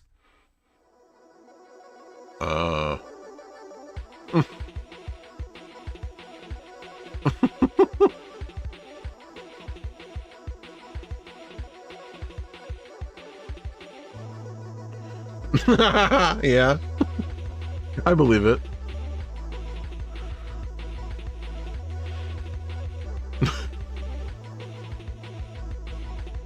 What? Alright. Among the clips of traditional dances and people jiving just for the fun of it are these creepy segments that don't really appear dance related. Yeah. Like this woman walking on stilts in the middle of a field and what looks like a half-buried corpse. Mhm. These are completely different tonally from everything else in the montage, and the contrast I between noticed the happy those. dancers and these strange little scenes definitely catches you off guard. But while the people who originally saw Dance-O Dance all the way back in the 90s on public access may not have had any idea of what was happening, it doesn't actually take very long to get to the bottom of this little mystery on the internet. You see, Justin Wright, the creator of Dance-O Dance, is not just into dancing purely for the fun of it.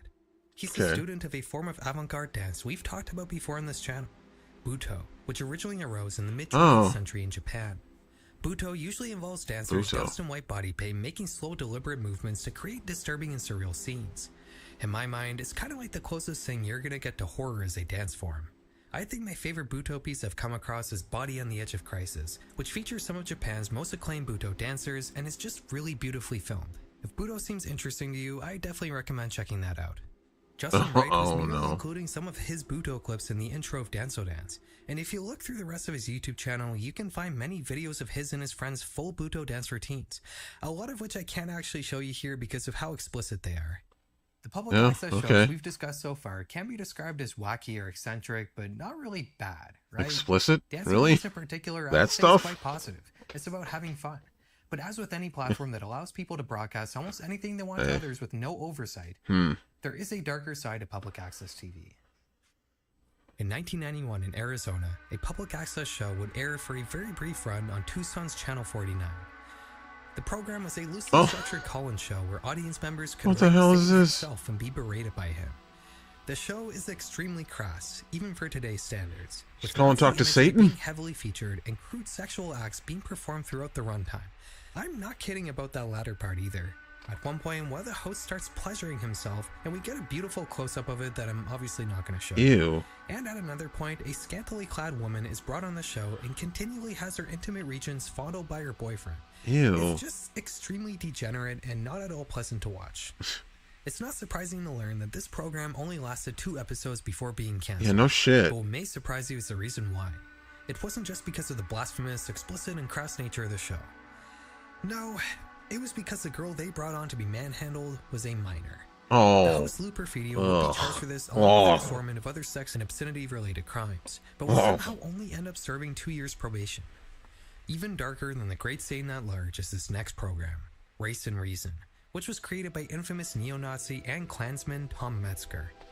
To say Tom is a bad person is an understatement. He spent his life advocating for hatred and violence wherever he went, even here in Canada, where he go back to the illegally fun crossed the horror border to try part. to stir up racial tensions I in don't like Toronto. this shit. By the way, he spent years with other Klansmen patrolling the US-Mexican border trying to catch people entering illegally, but I guess when he did it, it was fine. Tom's belief system spouts out pretty much every sort of hateful thing you would expect from a self-described neo-Nazi. So it makes you wonder, how exactly does someone like him get his own TV show? In 1984, Metzger would air the first episode of his show, Race and Reason. The content of this program is about what you would expect from a TV show produced by the KKK. Along with interviews and debates, the hosts would go off on racist tangents and give obscene speeches purely for the shock value. In this article from Corpus Christi in 1995, we learned that one of the hosts on the show painted his face black, put on a wig, and blasted a honeydew melon with a shotgun, while calling out a Jewish architect who was a vocal opponent of the program. You may have noticed something in that last paragraph. I said that the show started in 1984, but that story was from 1995. That's because this show somehow ran for more than a decade and was syndicated in 62 cities and 21 states. In an article from 1992 that tries to explain how a show like this was able to stay on the air, it states that by law, broadcasters can't actually control the program is either trying to make money or they're violating some obscenity law. Despite Race and Reason openly using racial slurs, including the N-word on their program, the only time they actually got into trouble was when they had shown some pages from a Playboy magazine on air. Oh my god. It's too crass, but calling for the deaths of several people groups is completely fine. Race and Reason would begin going through the long process of getting pulled off every TV station they were syndicated on starting in 1995, when courts ruled that free speech on public access doesn't cover inciting hatred against other people. Alright, we're about to move on to the last and possibly strangest piece of media we're going to cover today. And luckily, it's not a hateful one. I know that's a pretty high bar to set considering the last few topics we just went over, but trust me, this one is almost beyond explanation. Okay. Just like many of the shows we've talked about today, Unwind with the Sweeties would make its debut in 1991, this time in Los Angeles. The show almost entirely consists of the two hosts named Emma and Gus interacting with each other on this strange set. They're both wearing color balaclavas with novelty eyeglasses and wigs. Your first impression of this show visually might indicate that this is some sort of kid show, but trust me, it's really not. Unwind with the Sweeties often gets unusually sexually suggestive, like this episode that has Gus looking at a Peep Show magazine and then imagining Emma acting suggestively on a bed of pillows and talking nonsense. You can't always keep track of time, can she?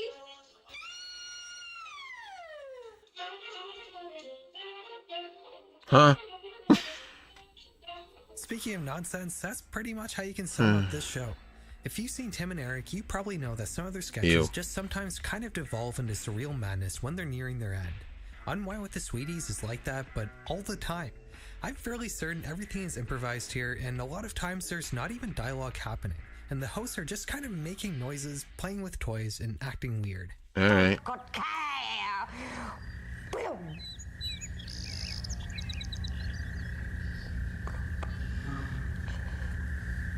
Unwind with the Sweeties was run for 11 years, eventually going off the air in 2002. But that's not where their story ended. They not only have social media accounts currently on most platforms, but they also used to keep a blog detailing their supposed real-life activities. Most of these entries are really strange, like this one that details how Emma cleans Gus's dentures. At the end of this entry, for whatever reason, she posts a picture of a real dead body, saying that this is how Gus looked when she found him. Imagine, Emma had to go on the internet, search for a picture of a dead body, download it, and then post it on this blog to make some sort of joke that doesn't even really make any sense. Even stranger is this post from a month later, detailing a trip they went on, where Emma talks about how Gus was attacked by an eagle. The picture she uses to describe how her husband looked after this happened is a real photo of an extremely mutilated corpse. I honestly have no words. Public access TV still exists really in the same state it used to. Not because the ability to broadcast yourself on television is diminished in any way, but rather that it's just so much more convenient to make content for the internet, which gives you access to both a vastly wider audience and the ability to profit off of your content. I think YouTube was the first time the promise of public access was truly fulfilled. Amateur content not overseen by executives and shaped by big money. Well, with the exception of a couple channels now, of course. Ew. The legacy of public access can be seen throughout YouTube as well. I can name quite a few channels that would have been right at home on a public network in the last century, like Brutal Moose reviewing frozen food or Bringus Studios running computer games on any device that has a computer chip. The FCC 50 years ago wanted to write into law the ability for the masses to make their own entertainment. What is that? And that dream has only really come true in the last few years, with YouTube now standing as the world's largest entertainment platform. Part of the reason why it's so interesting to look at public access is because they're staring directly into the past of the low-budget casual entertainment you're so used to watching today on YouTube. And that's going to conclude our peek into the lost world of overnight TV. I am thankful that my memories of experiencing this strange and forgotten realm of media was a little more mundane than a lot of the stuff we covered today, and I hope that I was able to give you all a taste of what that experience was like. This was definitely the sort of video that probably would have been multiple parts originally, but I just decided to do it all in one go. If you like longer videos like this, let me know, because I'll make more of them in the future. As always, guys, thank you so much for making it to the end of this video. That was cool. I really do appreciate your support. And I hope you all have a good... Look, a little scary face. Guys, but there is something kind of important we gotta talk about. There's a pretty good chance that while you're watching this video, this channel will have hit 200,000 subscribers. Oh. I didn't want to make this like a 200,000 subscriber special or anything, because I'm pretty sure by the time I upload this video, we'll still be like a little bit under 200,000 subs, but probably in the first few days of this video being up, this channel will have hit that milestone. So consider this the 200,000 sub announcement thing. I don't know what this is. You know, the first year I was doing this channel, we got around 2,000 subs. And every video I put up in that first year, even though you might see that some of them have a lot of views now, in that first year, they mostly had 1,000 views or less. I did have one video that got like 100,000 views, but everything else is pretty much 1,000 views or less. Then the backroom stuff kind of blew up, and that's kind of what got my channel gaining momentum. And around the end of the second year of this channel, we got to 100,000 subscribers. And only 4 months later, we're at 200,000 subscribers. Guys, I just thank you. Like I honestly can't believe it. It's pretty surreal. I still feel like every time I put up a new video that like I just get that feeling like, what if nobody watches it?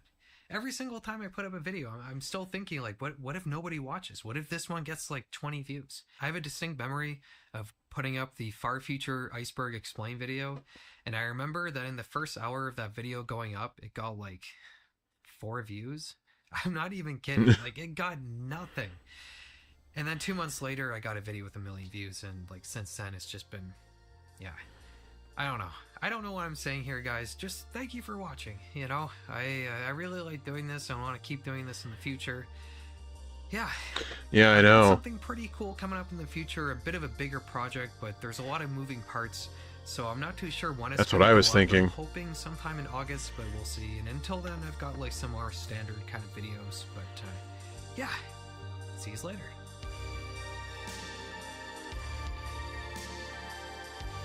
What is this channel anyway? Oh, Farrell McGuire. Okay. Sorry, I'm not subscribed. I just sort of saw the video and I was like, this should be interesting.